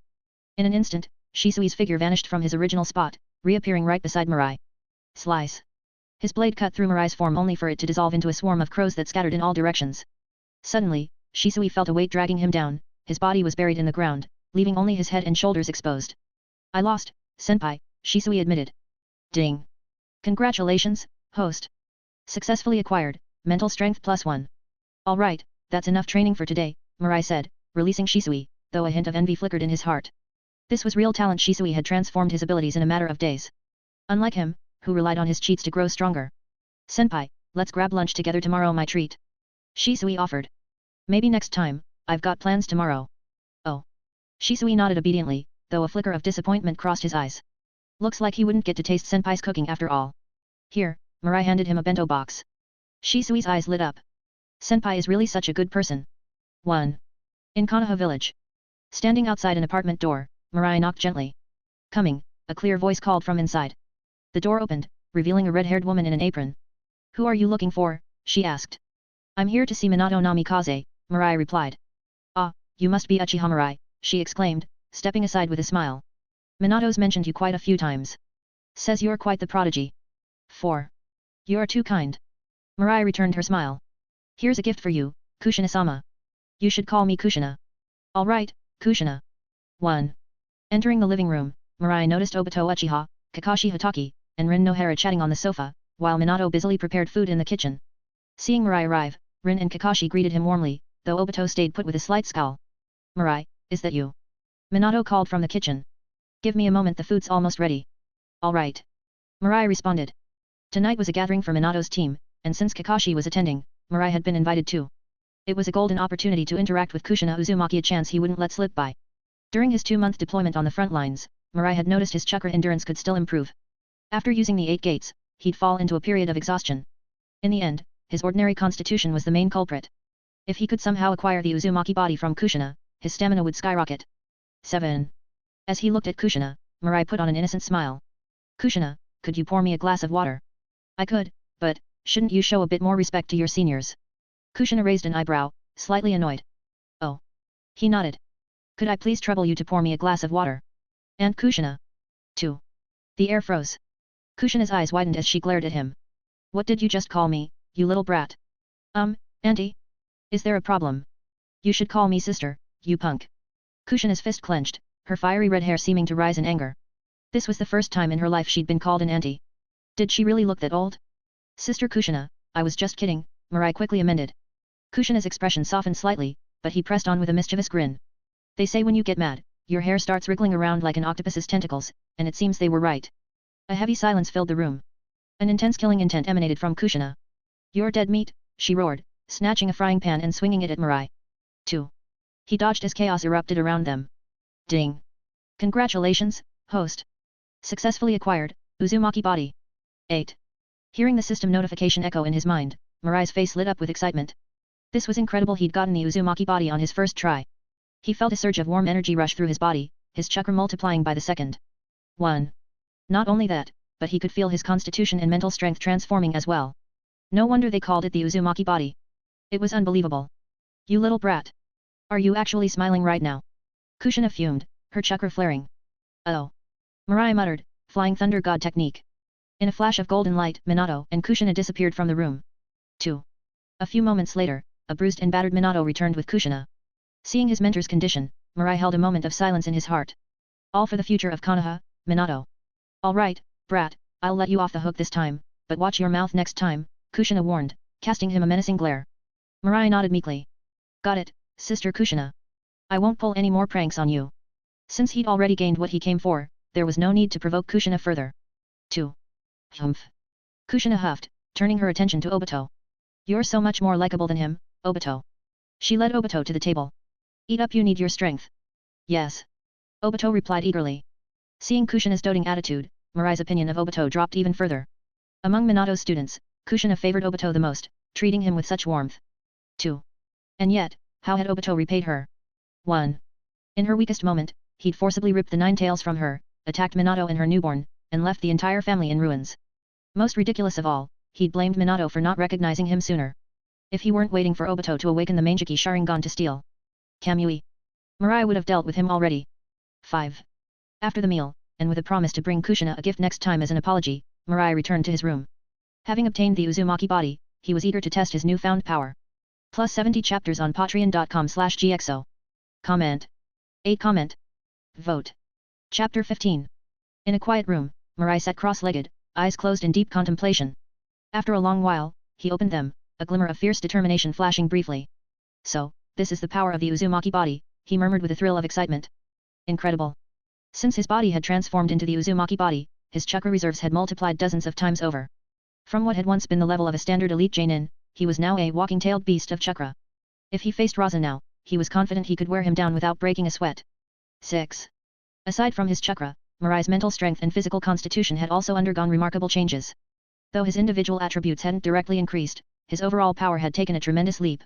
The most crucial point was that his new Uzumaki body meant any future improvements to his physical, chakra, or mental stats would be based on the enhanced potential of this body. Each new point would be worth several times what it used to be. 1. A particular battery advertisement popped into Mirai's mind. This battery 1 pack equals 6 regular ones. 2. After savoring the changes, Mirai stood up, activating the barrier around his room before opening the 8 gates. First gate open. Second gate rest. Third gate life. And 6th gate view.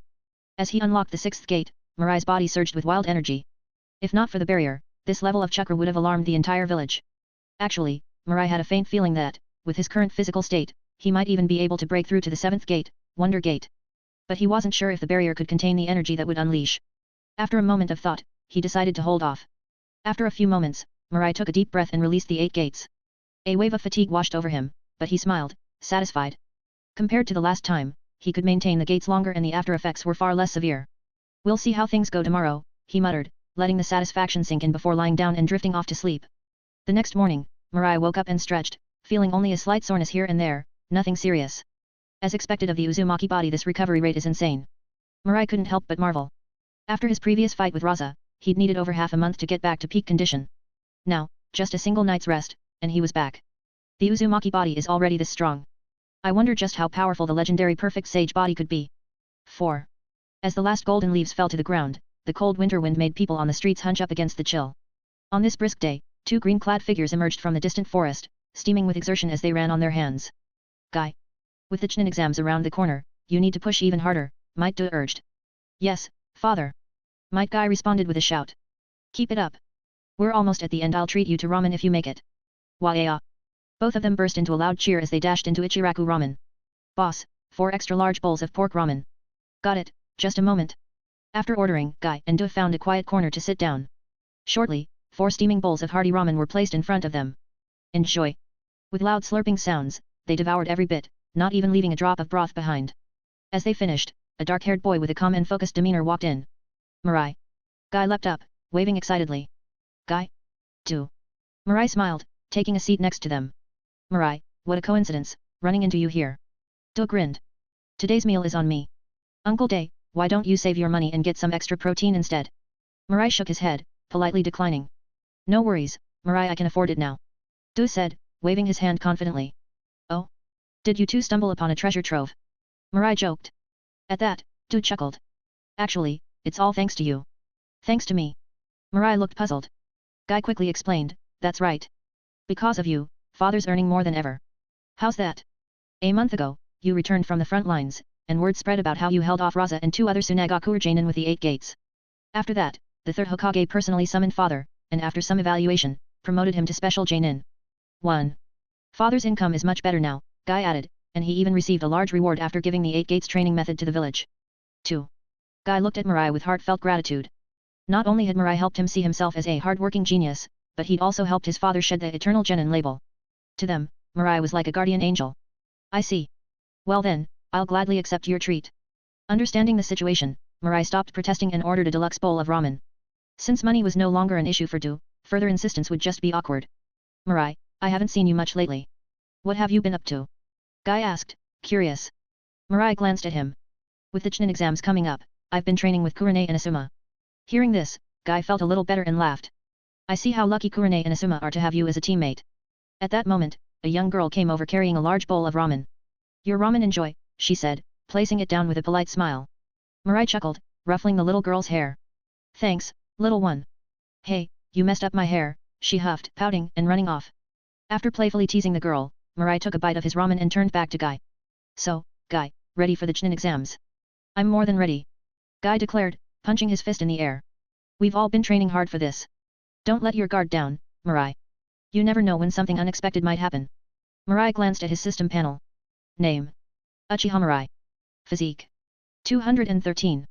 Mental strength. 207. Chakra. 209. 5. Kekkei Genkai.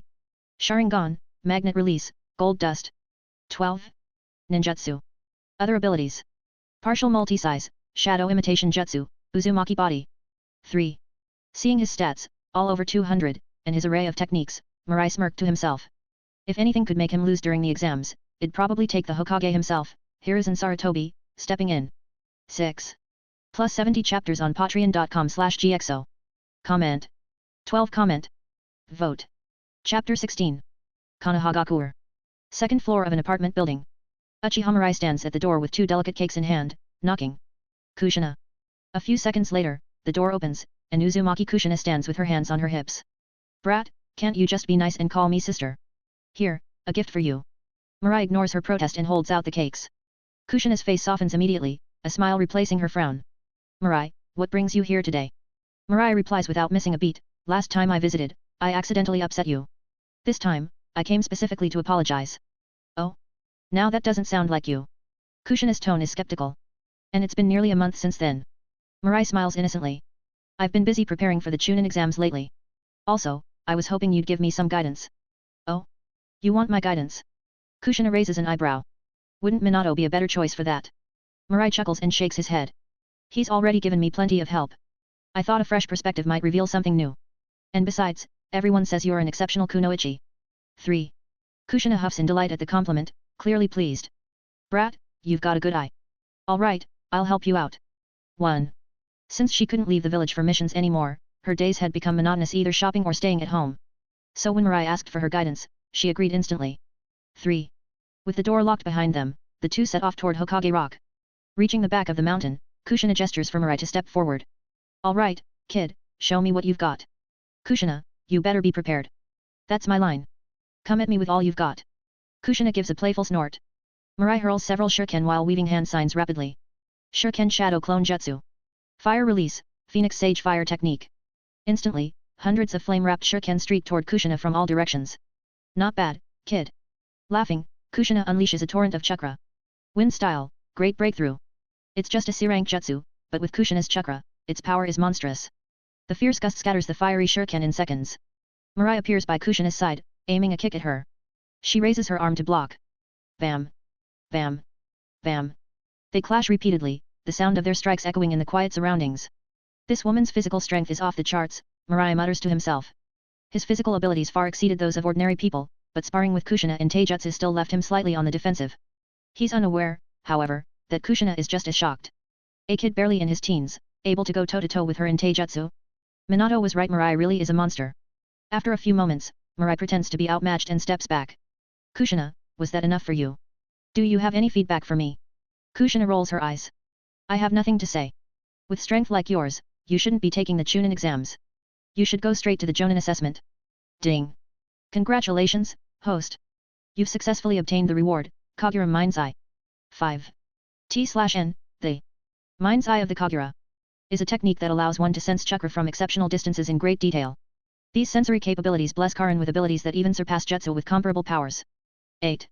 Hearing the system's message in his mind, Mirai feels a sudden, intense clarity wash over him. The rustling of leaves, birdsong, the faint hum of insects, all sounds and sights become sharper and more vivid. Mirai realizes his sensory abilities have drastically increased. Following the instructions that flood his mind, he closes his eyes and activates the Kagura Mind's Eye. In an instant, he senses 6 chakra signatures hidden nearby. Farther out, more chakra sources appear, like red dots scattered across a black map. The closer ones must be ANBU en route agents monitoring Kushina, he thinks to himself. And each distant chakra source probably marks a shinobi. Based on his estimate, Kagura Mind's Eye allows him to sense chakra sources up to nearly 10 kilometers away, a range 10 times greater than the Byakugans. Even more impressive, he can distinguish the strength of each chakra signature. 2. With this secret technique, he essentially gains a godlike perspective, eliminating any chance of being ambushed or caught off guard. It's practically game-breaking. What's with you, kid? Kushina's voice pulls Mirai out of his thoughts. With a grateful smile, Mirai replies, Kushina, thanks so much for today. I'll treat you to a meal sometime. In 2 training sessions with Kushina, he'd gained both the Uzumaki clan's body and the Kagura Mind's Eye. The sheer fortune of it left him thrilled. For now, though, it was time to return and further explore Kagura Mind's Eye. Well then, goodbye. Makes no sense. I hadn't even given you any feedback yet. Kushina mutters as she watches him leave. This kid really was impossible to figure out. Kushina, Mirai is an Uchiha clan ninja. Lord Hokage prefers you don't get too close to him. 2. As Mirai departs, an ANBU agent appears beside Kushina, his voice a low warning. Humph. Tell that old man to stop meddling, or I'll tear his office apart. Kushina snaps. It's bad enough that she's under constant surveillance and restricted to the village, but now they want to dictate who she can talk to? They really thought she'd put up with everything? If it weren't for Minato, she would have confronted Hiruzen Sarutobi ages ago. 4. Plus 70 chapters on patreon.com/gxo. Comment. 8. Comment. Vote. Chapter 17.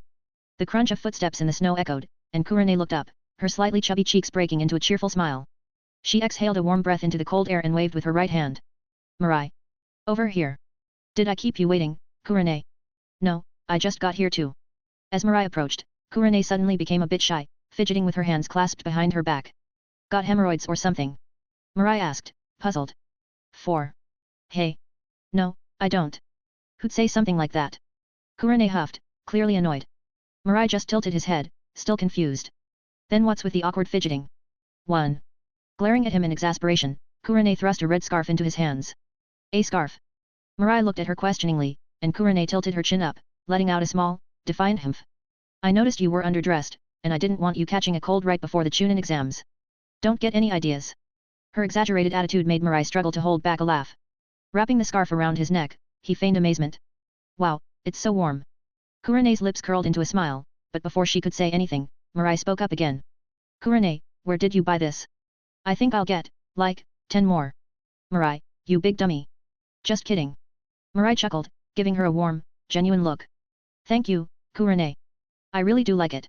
Oh, whatever. No need to tell me that. Kurane blushed, looking away. Hey, it's about time we head to the exam hall. A voice from the side made Mirai look over in surprise. Asuma? When did you get here? Asuma clenched his fist, muttering with annoyance.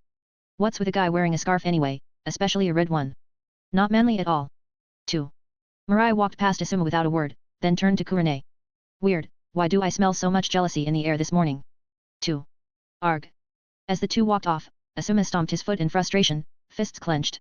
He was itching to knock some sense into Mirai. They continued through the academy corridors, where they encountered Kakashi Hatake, Rin Nohara and Obito Uchiha. 2. Mirai, morning. Hey? How'd you know this scarf was hand-knitted by Kurane? 4. All three blinked, staring blankly at him. Who even asked about your scarf, Mirai? 7. After Mirai left, Obito glanced hopefully at Rin. Rin. No way. 3.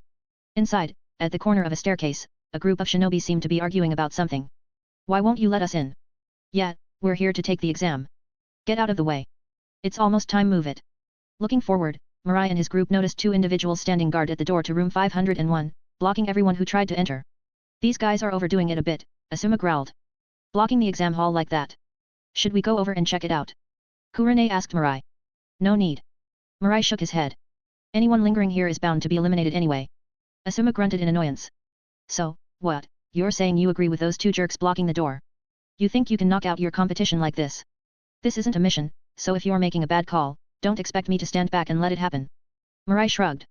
Suit yourself. Then he turned to Kurane. Let's head up. Hey. Kurane looked surprised. Mirai, isn't the exam hall here? Mirai gave her a look. Kurane, take a closer look. Does this really look like our exam hall? Kurane paused, noticing something odd. With her natural talent for genjutsu, she quickly sensed the illusion, thanks to Mirai's hint. Release. As she dispelled the genjutsu, the room number on the door flickered, changing from 501 to 401. Mirai, you already noticed. Kurane gazed at him, impressed. Although the illusion wasn't hard to break, sensing it immediately was no easy feat. Kurane, remember, the Chunin exams test more than just skills. Exams don't always happen inside the hall. 2. If you let rigid thinking limit your perspective, you'll easily fall into someone else's trap. Got it, Mirai.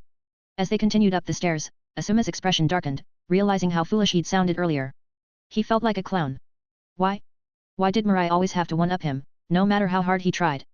Standing there for a moment, Asuma clenched his jaw and followed Mirai up the stairs. If he didn't push forward, he'd never escape the shadow of being the Hokage's son. 1.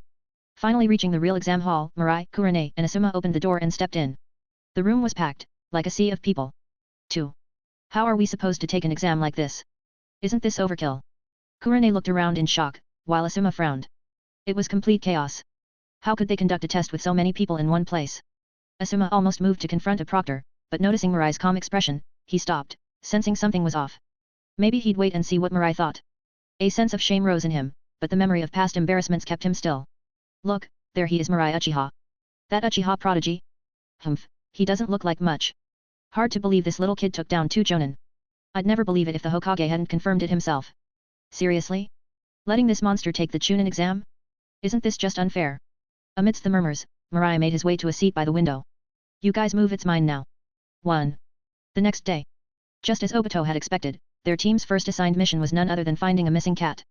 4. The 3 decided to split up and meet back at the designated spot before lunch. Nope. Not here either. Rin wandered through the streets and alleys, diligently searching every corner, but the cat was nowhere to be found. Rounding a corner, she ran into Kakashi and quickly waved him over. Kakashi. Did you find it? Kakashi shook his head. No, I came up empty-handed on my side too. Rin sighed, brushing her slightly messy hair out of her face. Me neither. Who knew finding a pet could be this troublesome? Kakashi nodded in agreement. Even so, if we can't handle something this simple, we'll never be ready for real missions. Oh, by the way, where's Obito? Rin shrugged helplessly. Obito said he had an idea he wanted to try out. No clue where he ran off to. By midday, at their agreed meeting point, Obito appeared with a big grin, carrying a small cat in one arm and several bags in the other. Look. Found the cat. Big thanks to the grandmas who helped out. He raised the bags with a proud smile. They even gave me some snacks. Let's share them later. Rin exclaimed in amazement, Obito, your popularity with grandmas is incredible. All those times being late have finally paid off. 4. Obito puffed up with pride, tilting his head smugly. Well, of course. They don't call me the grandma whisperer for nothing. If I ever wanted to take it easy in life, I could coast on soft meals until the end of my days. 2. Minato chuckled and added, a small kindness brings great rewards. Obito, this is the fruit of your goodwill. Obito glanced at Kakashi, who stood silently nearby, looking a bit disheartened. TCH, TCH, TCH, Obito clicked his tongue, shaking his head. This guy's still young, he doesn't understand how important connections are yet. Just look at the past Hokages. If you know, you know. If you don't, well, explaining won't help. That afternoon, the 4 gathered at a training ground near the forest. For a ninja, completing missions was important, but daily training was essential. The soles of your feet are the hardest place to gather chakra. Climbing trees with your feet will help you refine, maintain, and control your chakra more effectively, Minato explained. He clapped his hands with a smile. 1. Rin, you go first. Rin nodded, looking a little nervous as she charged toward the nearest tree. Just before reaching it, she leaped up, planting 1 foot on the trunk. 1 step, 2 steps, 3 steps. Ah! The chakra in her feet suddenly dispersed, and without the adhesion, she flipped backward off the tree. Looking sheepishly at Minato, Rin waited for his reaction. Minato smiled encouragingly and nodded. Not bad for a first attempt. Keep it up. Next, your turn, Kakashi, Minato said. Kakashi gave a small nod and stepped forward. Without hesitation, he placed a foot on the tree and began walking upward effortlessly. He moved as if strolling on flat ground, steadily making his way to the top of the tree. Rin watched in awe. Kakashi, you're amazing. You did it so easily. Kakashi said nothing, turning to glance down at Obito. With a graceful leap, he descended smoothly from the treetop. 1. Obito fumed inwardly. To him, Kakashi's actions screamed provocation. What's the big deal? It's just walking. Anyone with legs can do it. Obito stormed toward a tree, his tone defiant. Watch me show you something even cooler. Oh? Minato raised an eyebrow, intrigued. Was Obito about to demonstrate some new chakra control technique? Even Kakashi focused, curious about what Obito had up his sleeve. Go, Obito. Be careful. Rin cheered, pumping her fists. Obito turned, flashing a confident thumbs up and his brightest grin. Got it. Just watch, Rin. Then, to everyone's shock, Obito pressed himself against the tree and began wriggling upward, like a snake. With his waist twisting fluidly, he slithered up the trunk in a coiling motion, occasionally flicking his tongue like a serpent tasting the air. Minato's hopeful expression froze. 4. Rin's jaw dropped. Kakashi's eyes widened, almost bulging out of their sockets. 1. The three were utterly dumbfounded. Who would even think of such a pose? Was this something a mammal was supposed to do? Even Orochimaru would call him a natural. When Obito finally reached the treetop, he agilely flipped around and slid back down in the same bizarre manner. Landing lightly, he struck a triumphant pose with his hands on his hips. Well? How is it, Rin, Minato-sensei? This method I developed trains chakra control. And strengthens core muscles. Genius, right? Minato opened his mouth but seemed at a loss for words. Inwardly, he regretted not vetting his students more thoroughly. Obito turned to Kakashi, his gaze challenging. Kakashi pinched the bridge of his nose, sighing deeply. He wondered why he'd ever expect anything normal from Obito. Rin remained silent, too shocked by the spectacle to respond. Did I mess up again? Obito scratched his head awkwardly, noticing their reactions. Minato finally found his voice. No, no. Obito's method is unique, creative, and, impressive. Obito frowned slightly. Why did those compliments feel so off? Was Minato-sensei really praising him? Before he could dwell on it, Minato continued. Kakashi, Obito, you both already have solid chakra control. From now on, your training will focus on combat practice. Forming a hand seal, Minato called out, Shadow Clone Jutsu. With a puff of smoke, a clone of Minato appeared. Follow me. We'll train deeper in the forest, said Clone Minato to the two boys. Kakashi and Obito nodded, following him into the woods. Meanwhile, original Minato turned to Rin with an encouraging smile. Rin, keep practicing tree climbing. I'll stay here to help. Rin nodded firmly. Got it, Minato-sensei. Watching the three disappear into the forest, Rin clenched her fists and steeled her resolve. Rin, you have to work hard. Kakashi and Obito are both so talented you can't fall behind. Read 10 chapters ahead for free on my Patreon, read pinned message. Plus 70 chapters on patreon.com/gxo. Comment. 15 comment. Vote. Chapter 18. This seat is mine. At Mirai's bold declaration, the classroom fell silent in an instant. His name was already well known here, so his words immediately drew every eye in the room. What did you say? We got here first. If you want a seat, show up earlier next time, one of the genin, already seated, replied coldly. They knew Uchiha Mirai was strong, but that didn't mean they would simply obey him. This is your last chance, Mirai said calmly. Leave on your own, or I'll help you. Stop being so arrogant. Do you really want to disrupt the exam hall? You'd better watch out, or you'll lose your chance to take the exam. But Mirai only gave a dismissive huff when the three still refused to move. Bang. Bang. Bang. In three heavy thuds, the genin who'd been seated moments ago were now sprawled in the crowd. Mirai calmly sat down in the seat he'd just claimed, with Kurane and Asuma settling into their own places beside him. Seeing Mirai actually resort to force, the classroom erupted. So that's the Uchiha clan for you, so arrogant. He didn't even hesitate to attack his own teammates. Isn't he afraid of getting disqualified? 2. Ha. Well, he's a genius from a prestigious clan, with the Hokage's son as his teammate. Do you think the exam proctor would dare mess with him? But that speed, though. I couldn't even see him move before those three were already down. As the murmurs continued, Asuma shifted uncomfortably. Because of Mirai's actions, everyone was looking at him as if he were a spoiled, arrogant child of the Hokage. If it weren't for the previous incidents, he'd be glaring at Mirai, demanding to know what he thought he was doing. Though Kurane didn't entirely understand Mirai's motive, she sat quietly, trusting him. She knew his behavior wasn't usually like this, so there had to be a reason behind it. After Mirai settled into his seat without further action, attention gradually drifted away from him. Some examinees even had thoughtful looks on their faces, creating an odd tension in the air. Not long after, the classroom grew chaotic as teams without seats began imitating Mirai, attempting to claim seats by force. Chaos spread across almost the entire classroom, except for the area around Mirai. 1. In the monitoring room, Hiruzen Sarutobi, Yui Shinku, Minato Namikaze, and the other Jonin instructors looked on in surprise. Shinku, your student is quite perceptive, Hiruzen said with a complex expression. This year's Chunin exams were designed by him personally, with various tests he thought would be interesting. He'd been quietly proud of his clever setup, but he hadn't expected Uchiha Mirai to see through it so quickly.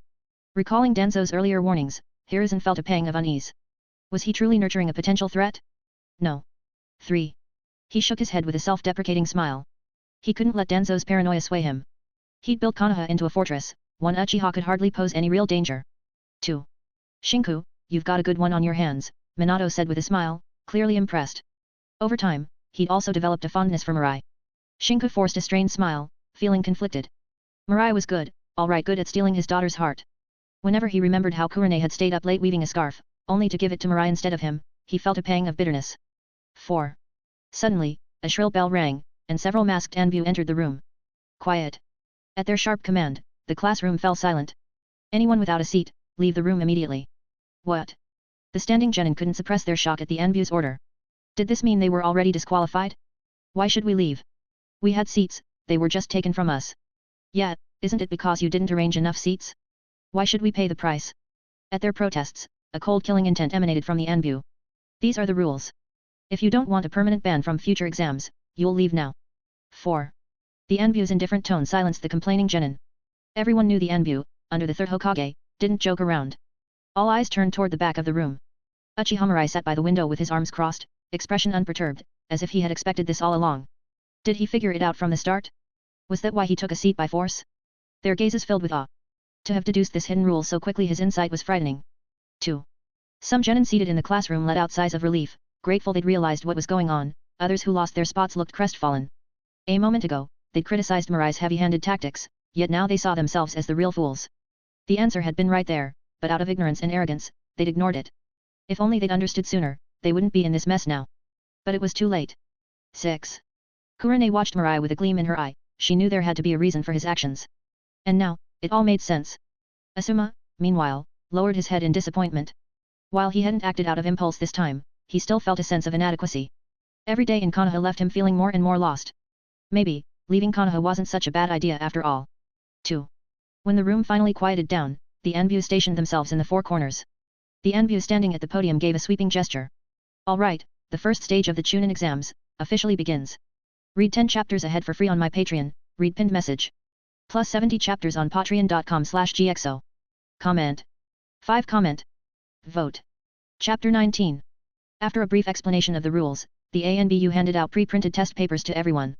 The rules were simple, as long as they could achieve a passing score, they'd qualify for the next stage. Uchiha Mirai glanced over the test and noticed it was filled with basic questions, the nature of chakra, the meridian system in the body, how to perform jutsu, and so on. Only the last 2 questions, which were about Kekkei Genkai and Kekkei Toda, required more specialized knowledge to answer. 2.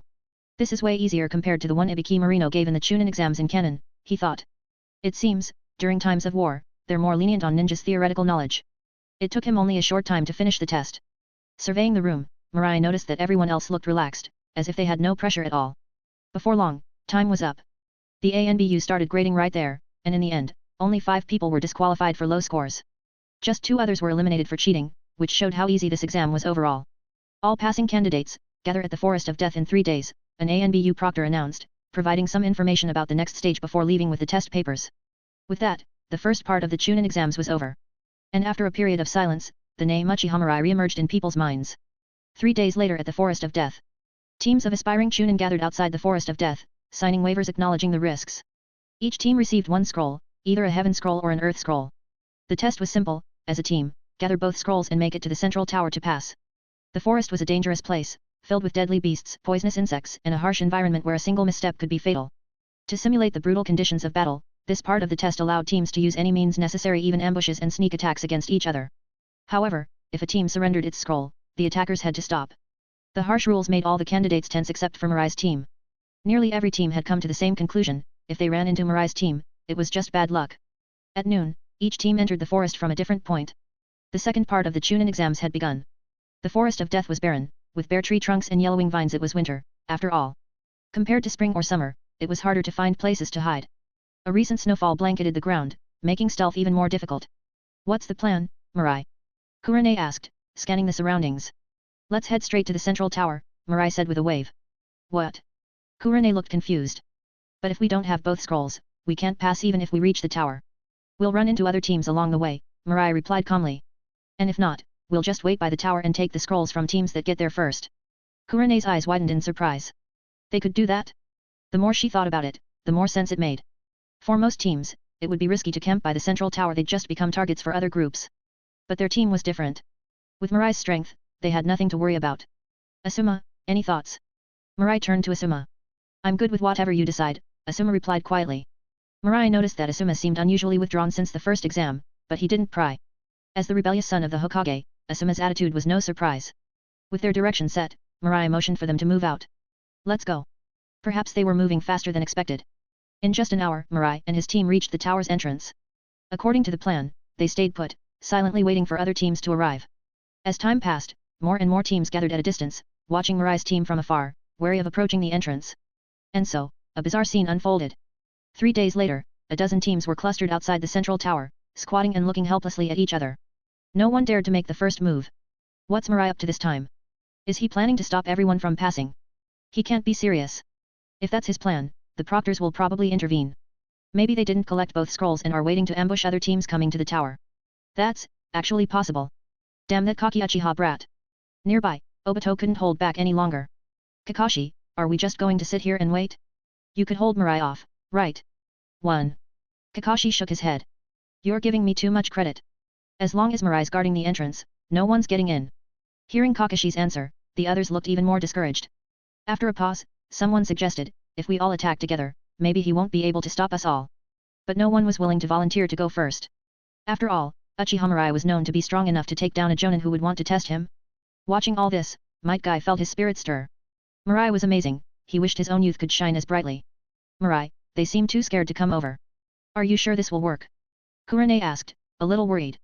The exam had a 5-day time limit, and 3 days had already passed. She'd assumed they'd ambush the first team with both scrolls and be done, but not a single team had dared to approach. Don't worry, Kurane, Mirai replied confidently. Someone will give in eventually. No sooner had he finished speaking than the sound of a scuffle came from up ahead. In the next moment, a pair of scrolls, one heaven, one earth, was thrown in their direction.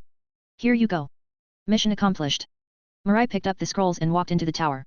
Kurane stared, dumbfounded. So there was another way to pass? They had just been sitting by the door for 3 days, and someone had brought them both scrolls. Unbelievable. 10. Read 10 chapters ahead for free on my Patreon, read pinned message. Plus 70 chapters on patreon.com/gxo. Comment. 9 comment. Vote. Chapter 20. When Mirai stepped into the central tower and submitted the heaven and earth scrolls, only then did the other ninja teams waiting outside rush in one after another. The sight of it all made everyone smirk with incredulity. What a scene. Something like this might never happen again, even if they held the Chunin exams for 100 more years. 5. After handing in the scrolls, Mirai quietly sat to the side and closed his eyes to rest. With 2 days left until the exams concluded, they had no choice but to wait patiently. 1. 2 days later. With the final team's submission of the heaven and earth scrolls, the test in the Forest of Death officially concluded. A murmur of surprise echoed through the crowd as the third Hokage, Hiruzen Sarutobi, appeared before them, flanked by a group of jonin. Thank you all for your hard work, Hiruzen began. To have made it here is proof that you are all highly capable ninja. However, strength alone doesn't determine an exceptional ninja. He paused, a gleam of pride in his eyes as he recited, wherever leaves dance, the fire burns strong. The fire will continue to illuminate the village, encouraging the growth of new leaves. 6. Listening to Hiruzen's passionate speech, Mirai sneered silently. He wondered how Sarutobi could stand there and say such things with a straight face. 3. As Mirai was about to drift off to sleep, Hiruzen finally concluded. Exhaling smoke with a warm smile, he announced, the final round of this exam will be one-on-one battles. Each participant will be randomly matched through a computer draw to determine their opponent, Hiruzen continued. 4. Win or lose, you each get 3 chances. The judging panel will ultimately decide if you are fit to be promoted to Chunin based on your performance. With that, the Hokage stepped back, and the large monitor at the center of the arena began to rapidly cycle through names. Moments later, it froze. Might Guy vs Uchiha Obito. Upon seeing his name on the screen, Guy let out a boisterous yell. I'm the very first match. So many people are watching, I've got to give them my best. The power of youth is not to be taken lightly. Compared to Guy's enthusiastic energy, Uchiha Obito casually walked to the center with his hands in his pockets, projecting an air of confidence. Guy, I wasn't aiming for you, but I did lose to you during graduation because I got careless. This is the perfect chance to set things straight. Bring it on. I won't be holding back. Watching Obito's cocky demeanor, the crowd began to murmur among themselves. That guy's an Uchiha too, huh? Must be pretty strong if he's that full of himself. No doubt. The Uchiha clan isn't exactly a group to mess with. Just look at Uchiha Mirai. Though, didn't I hear Obito was at the bottom of his class back in the academy? Really? No way. Hearing the hushed commentary around him, Obito's eyes filled with determination. Humph. After today, everyone would know he, Uchiha Obito, was no longer a nobody. Referee, let's get this started, he said. As both participants readied themselves, the referee blew his whistle to signal the start. In a flash, a green figure darted forward. Wham! Obito took a direct hit to the chin, launching him into the air. Leaf whirlwind. 1. A fierce roundhouse kick hit Obito mid-air, slamming him down hard. 1. Obito. Kakashi and Rin both sighed, watching helplessly. They had clearly seen it the moment the match started. Obito hadn't even taken his hands out of his pockets, leaving him unable to defend against Guy's first blow. 4. Next match, Nohara Rin vs Yi Kurane. Following that, Ebisu vs Shiranui Genma. Match 11, Hitaki Kakashi vs Uchiha Mirai. 3. The appearance of these two names on the screen sent a wave of excitement through the crowd. If they had to name two standout prodigies in this year's Chunin exams, Uchiha Mirai and Hitaki Kakashi would certainly top the list. Kakashi was widely known as Konoha's prodigy, while Mirai was the young genius of the prestigious Uchiha clan.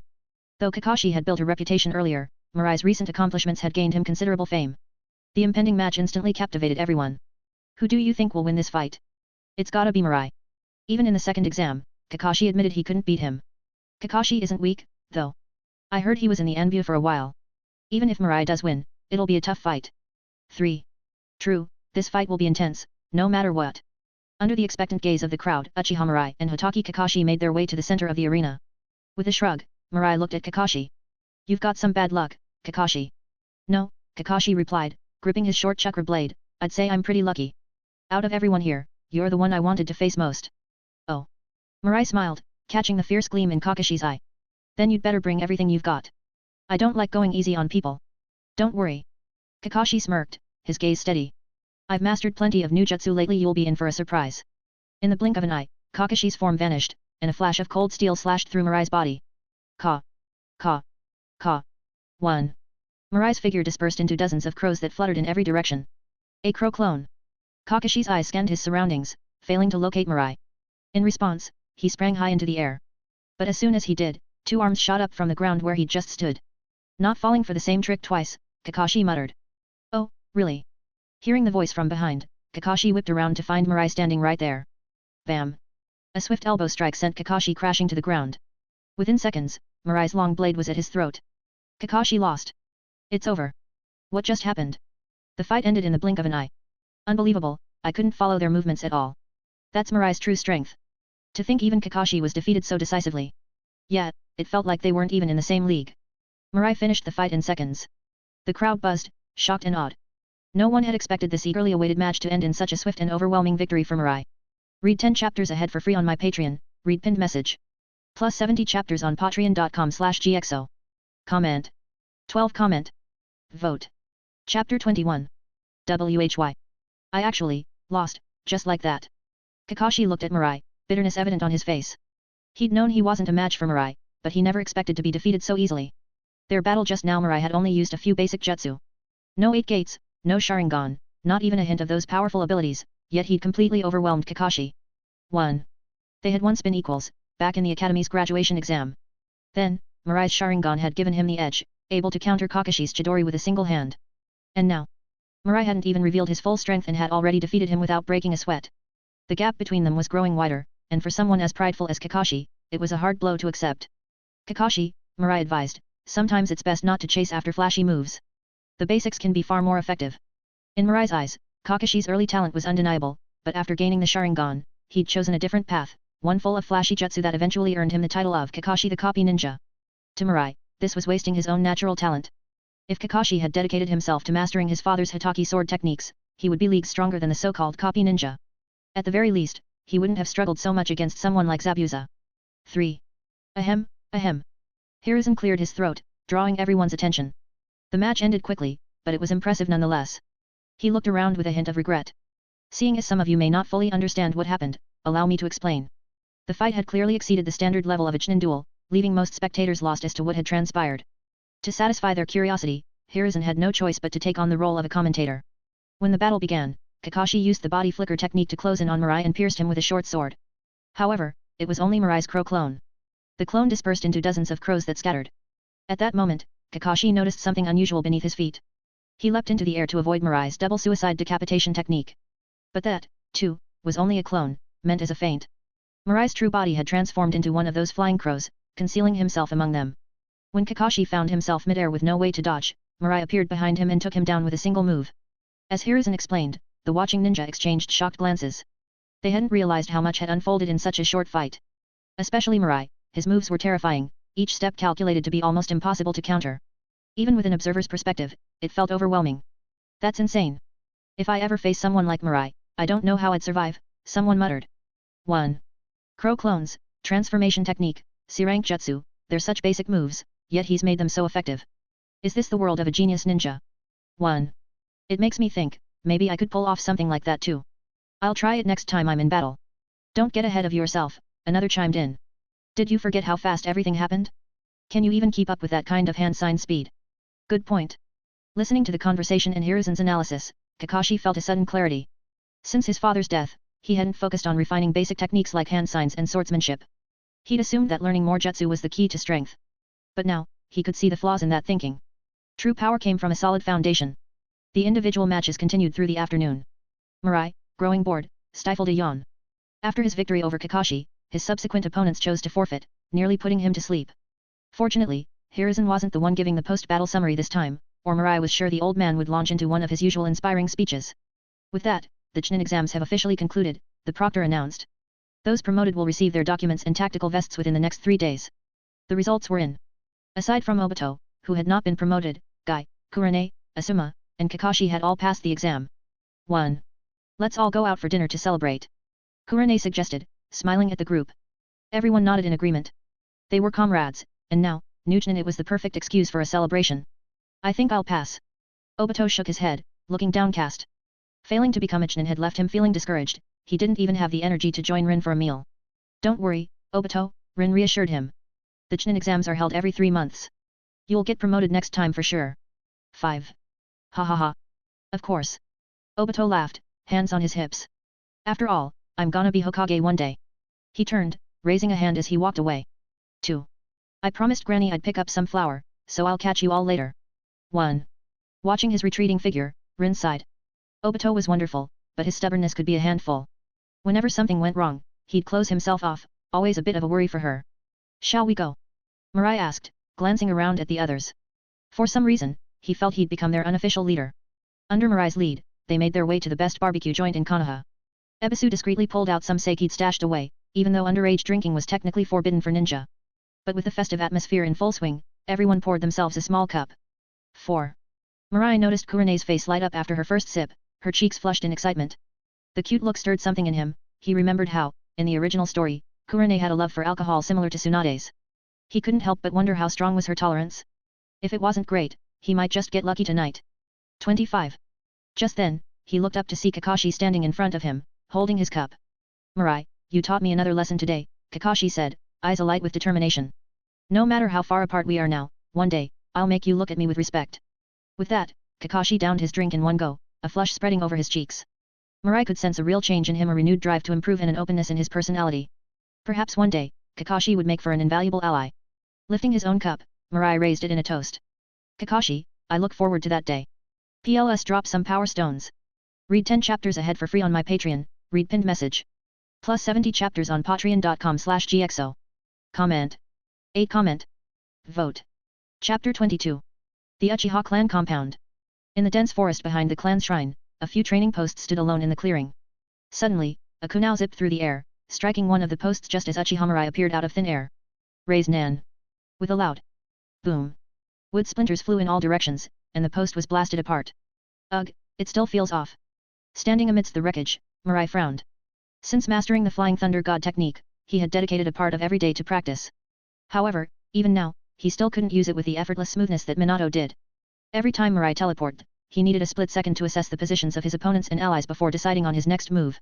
This brief delay didn't matter much against weaker shinobi, but he knew it would be a liability against cage-level opponents, robbing the Flying Thunder God of its true potential. In high-stakes battles, even the slightest lag could be fatal. It seems that training alone won't improve my reflexes, he muttered. If that's the case, I'll have to seek out Minato. He could only hope that Minato's abilities were due to a unique body type. Otherwise, even with his plunder system, enhancing his reflexes might not be feasible. 1. Mirai, you're here. Kushina greeted him warmly, her face lighting up at the sight of the lunchbox in his hands. At first, she had been annoyed with Mirai for constantly monopolizing Minato's time, especially since Minato was often away on missions, leaving them with precious little time together. But ever since she'd tasted Mirai's cooking, her attitude had taken a 180-degree turn. 3. She couldn't resist the delicious, inventive dishes he brought each time. Kushina, you might want to manage that expression, Mirai teased. Drooling over food isn't exactly dignified. Kushina huffed, save that advice for your little girlfriend, not me. She snatched the lunchbox and called out, Minato. Coming. Minato rushed out from inside, grinning. Kushina, make sure you leave some food for me this time. Yet, Kushina replied impatiently, last time was only because I got distracted reading a novel. 3. With an exasperated glance at Kushina, Minato patted Mirai on the shoulder. Alright, let's keep it quick today, Mirai, or I'll be stuck hungry again. Without further ado, Minato activated the Flying Thunder God, transporting them to their usual training spot. The two didn't waste words, sparring began immediately. After half an hour, Minato abruptly stopped. That's it for today, Mirai. I'm heading back. As Minato vanished on the spot, Mirai's eye twitched. That guy's movements really were unbelievably smooth. But he couldn't complain. Minato always gave his best in every spar. Training with such a skilled opponent had done wonders for his own development. Just then, a familiar notification sounded in Mirai's mind. Ding! Congratulations, host, on successfully plundering Extreme Reflex Nerves. 13. Mirai's face lit up with excitement. Extreme Reflex Nerves? He had finally acquired what he'd been aiming for. His guess had been correct. Minato likely possessed some unique physical trait akin to the Uzumaki body. Thanks to the plunder system, Mirai could now enhance his own abilities in ways he'd only dreamed of. Returning to his attribute panel, he glanced over the updates. Name: Uchiha Mirai. Physique: 215. Mental Strength: 207. Chakra: 210. Kekkei Genkai. Sharingan, Magnetic Release, Gold Sand. Ninjutsu. Other. Reaper Death Seal, 4-symbol seal, 8 gates, Kagura Mind's Eye, 8 trigram seal, Adamantine Sealing Chains, Uzumaki Body, Extreme Reflex Nerves. 3.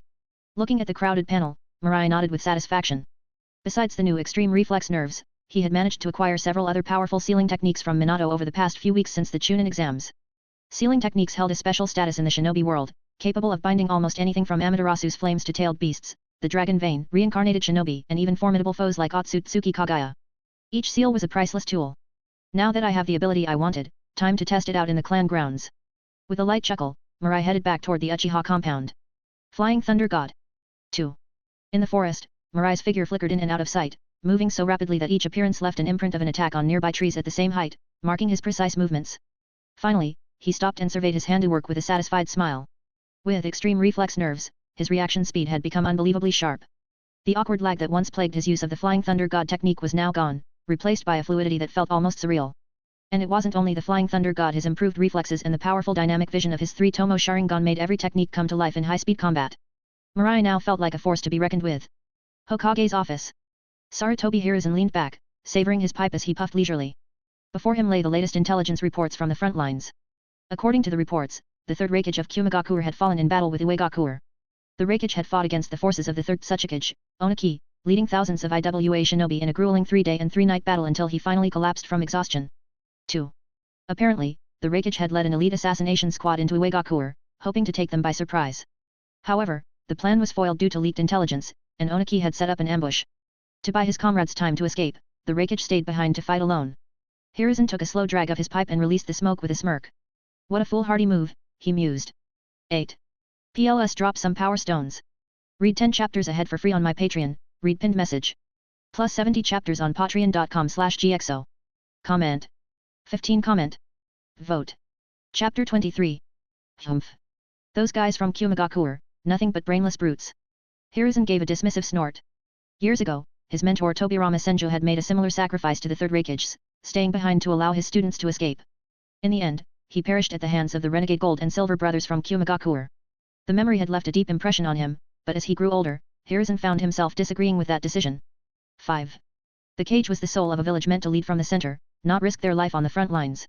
In Hiruzen's view, the 3rd Raikage's reckless behavior revealed his lack of understanding of political matters. 7. Now he was dead, and Kumagakuer must be in chaos. If Hiruzen were in his shoes, he would never have made that choice. But this turn of events might actually work in Konoha's favor. With Kumagakuer and Uegakuer at each other's throats, Konoha could sit back and profit. At that moment, a knock sounded on the office door. Come in. Hokage-sama, urgent news. Seeing the hurried ANBU member, Hiruzen frowned. What is it? Kumagakuer's ninja have attacked our frontline camp. What? Hiruzen leapt to his feet, stunned. He took the scroll handed to him and quickly scanned its contents, his face darkening. He knew this was no joke. No one would dare report something like this falsely. What's wrong with those idiots' brains? Hiruzen was so infuriated he nearly spat blood. This was the exact opposite of what he'd expected. The Reikage had died at the hands of Uegakuer ninja. Logically, Kyumegakuer should have retaliated against Uegakuer, not attacked Konoha. 1. Did they think he was an easy target? Fetch Orochimaru. Yes, Hokage-sama. Rubbing his temples, Hiruzen felt a pang of frustration. The ongoing conflict with Tsunagakuer was already causing enough headaches. And now, Kyumegakuer too. Not to mention the looming threats of Uegakuer and Kirigakuer waiting in the shadows. 2. If the Great Ninja War were to break out again, would Konoha be able to withstand another onslaught from all sides? 3 days later. After receiving Hiruzen's orders, Mirai Uchiha immediately departed for the front lines at Kyumegakuer. During that time, even Tajima Uchiha, clan head, tried to persuade him to stay in the village, offering to sacrifice some of the Uchiha clan's interests. Even Hiruzen was tempted by that deal. But Mirai resolutely declined, insisting on heading to the battlefield. 2. His eagerness bolstered Hiruzen's confidence in his plan. After all, the battlefield was a deadly meat grinder, not the kind of place most would willingly go. But, a prodigy from a noble clan, with the full support of his family, choosing to fight on the front lines, wasn't that the very embodiment of the will of fire? 4. Hiruzen was grateful he hadn't listened to Denzo's advice to suppress him. Such talent would have been wasted. 2. Hiruzen was convinced that someone like Mirai, with his commitment and resolve, could become the perfect weapon to wield against the Uchiha clan, should it ever be needed. 2. Of course, Mirai knew nothing of Hiruzen's calculations. With the strength he had now, he didn't need to care about the schemes of Hiruzen, Denzo, or anyone else. If they angered him, he could always cut ties and confront them head-on. For now, he had only one reason to go to the battlefield, to reap the rewards of slaying enemies. After 2 days of travel, Mirai reached the main camp and met Orochimaru, the commanding officer. Orochimaru's eyes lit up with interest as he saw Mirai, though it was no secret his fascination lay with Mirai's body rather than any personal admiration. Mirai-kun, I've heard much about you. It's a pleasure to finally meet. Orochimaru extended his pale right hand. 3. Likewise. Mirai only nodded without shaking hands. Orochimaru, unfazed, unfolded a map and began explaining the situation. Kyumegakuer outnumbers us, but our ninja are generally stronger. After the initial ambush caught us off guard, we've gradually stabilized the situation. However, our biggest problem is their high-ranking shinobi. Orochimaru sighed as he mentioned I and Killer B, who had been constantly ambushing Konoha's forces, causing heavy casualties. They always struck swiftly and retreated, and despite numerous attempts to intercept them, Orochimaru could do little to stop them. Mirai-kun, any ideas on handling this? Orochimaru rarely valued the opinions of others, but for some reason, he was curious about this young prodigy's perspective. With a calm smile, Mirai replied, it's not as hard as you might think. Oh. Orochimaru raised an eyebrow. Could this young genius truly have a viable plan? Mirai smiled at Orochimaru's curious gaze. Simple. We just need to kill more of their people than they kill of ours. 4. Orochimaru's eyes gleamed at the suggestion. He hadn't thought of it quite that way before. In terms of overall strength, Kyumegakuer was no match for Konoha. If they focused on eliminating Kyumegakuer's lower-ranking shinobi, the burden would fall back on them. Mirai-kun, it's clear why you were sent here to assist, even while others your age are handling less risky missions. Actually, I'd prefer to operate solo, Mirai replied, shaking his head. Very well. Just be careful. With a nod, Orochimaru dismissed Mirai, waving a hand toward the camp. Get some rest, Mirai-kun. I'll prepare the necessary mission details soon. If Orochimaru could build his reputation on this battlefield, the path to becoming Hokage would finally be open to him. Then, he would have the freedom to pursue every experiment he had ever dreamed of. PLS drop some power stones.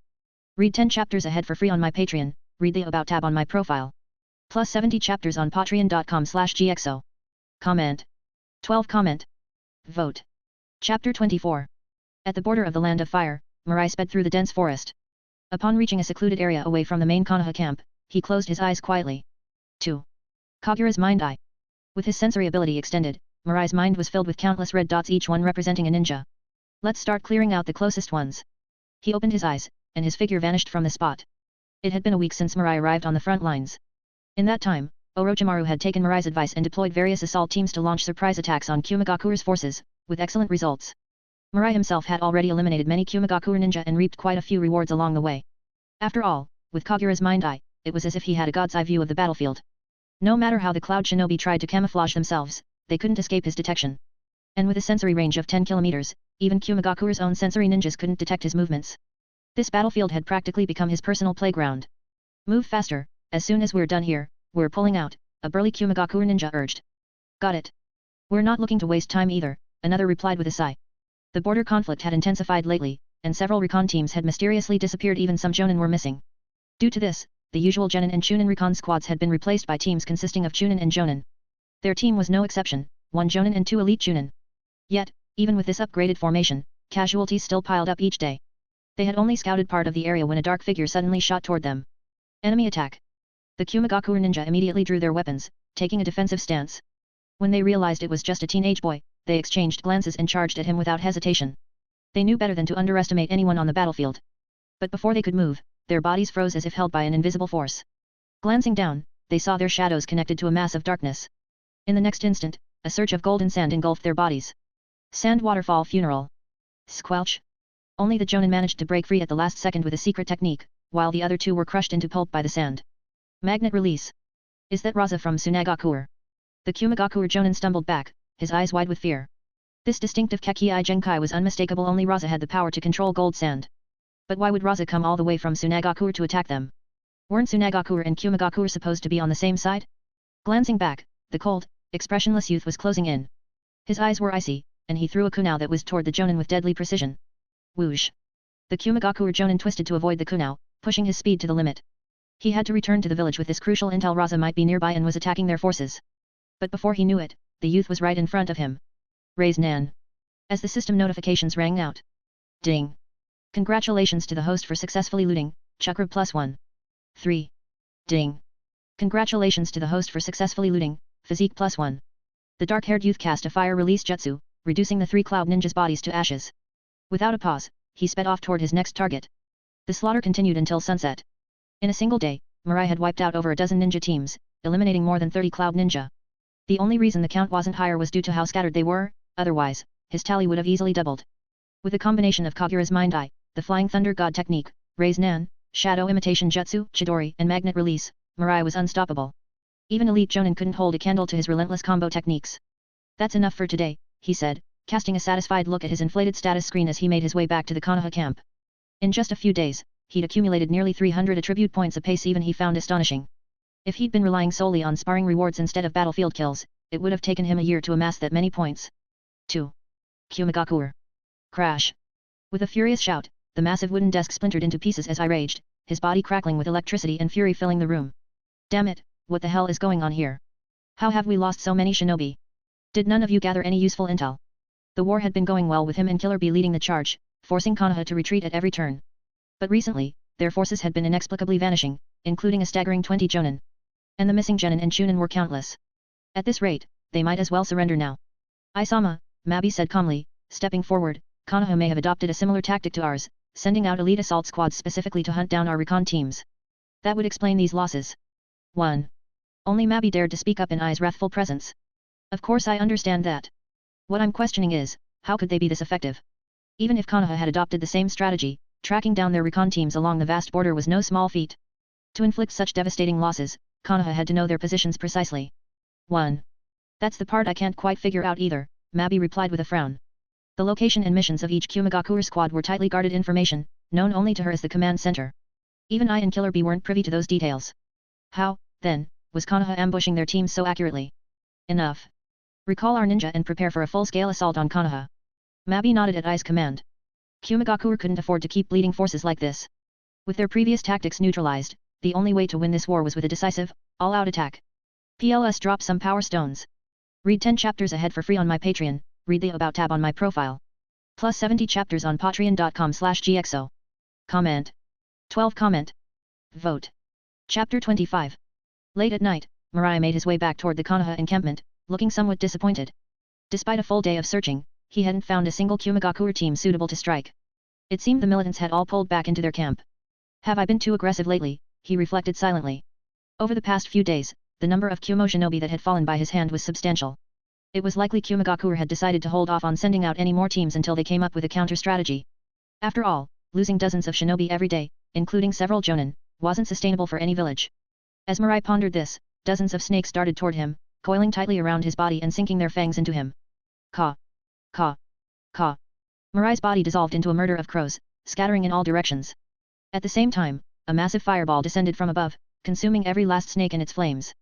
As the smell of charred flesh wafted through the air, Mirai's gaze shifted to the dense forest nearby. Orochimaru, come out. Impressive as always, Mirai-kun.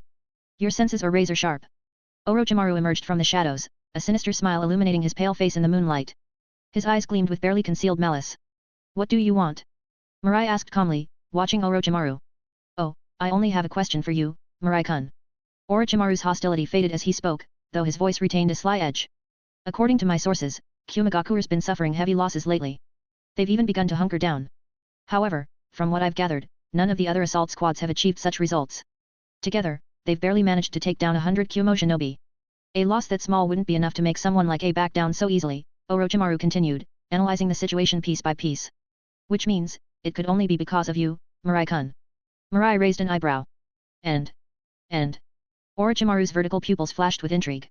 So, let's see exactly how you've been pulling this off, shall we? Hidden shadow snake hands. Orochimaru's arm transformed into a nest of writhing snakes, each mouth open wide as they lunged at Mirai. Wind style, wind cutter. Sharp blades of wind sliced through the snakes with ease. Mirai immediately began forming hand seals. Fire release, great fire annihilation. Wind style, great breakthrough. A roaring wave of fire surged forward, consuming everything in its path as Mirai quickly retreated. Orochimaru burst from the ground at Mirai's former position, his mouth gripping the Kusanagi blade. Clang. Mirai drew his own sword and blocked the attack, and soon the two were locked in close combat. Mirai-kun, you continue to surprise me, Orochimaru remarked, his eyes fixated on the Sharingan's three tomo spinning in Mirai's crimson gaze. There was an undeniable curiosity on his face. Whether it was ninjutsu or taijutsu, this young shinobi demonstrated remarkable skill, matching Orochimaru without faltering. Could a mere academy graduate really achieve this level of power in just a single year? 2. Recalling his first encounter with Mirai, Orochimaru couldn't help but feel a pang of nostalgia. Back then, though Mirai had defeated Kakashi, he had still seemed quite raw. And now, in such a short span, he had reached this astonishing level. Orochimaru, let's end this for tonight, Mirai said, pushing Orochimaru back with a swing of his sword. Fighting further won't accomplish anything. Orochimaru's eyes narrowed as he licked his lips. So, Mirai-kun, are you saying my skills don't even warrant you using your full strength? Underestimating me, how arrogant. As one of the third Hokage's students, Orochimaru hadn't been spoken to like this in a long time. Formation of 10,000 snakes. Dropping to the ground, Orochimaru unleashed thousands of venomous snakes from his mouth. They swarmed Mirai, encircling him within a vast radius. 1. Mirai-kun, each of these snakes carries deadly venom. One bite could mean death. Whether you survive depends on your own skill. As Orochimaru finished speaking, the horde of snakes lunged at Mirai all at once. Mirai scoffed, realizing that, with Orochimaru's personality, a decisive lesson would be necessary to make him back off. With a low hum, Mirai threw his long sword straight at Orochimaru. This all you've got? Orochimaru dodged the oncoming blade with ease, expecting a hidden technique from Mirai. But, disappointed, he shook his head and released the snake formation. Yet in that instant, his pupil shrank. The bloodied, defeated Mirai he'd expected to find lying on the ground, had vanished. A massive sense of danger surged from the depths of Orochimaru's being. His instincts honed over years of life and death encounters warned him of imminent danger. Raise Nan. Boom.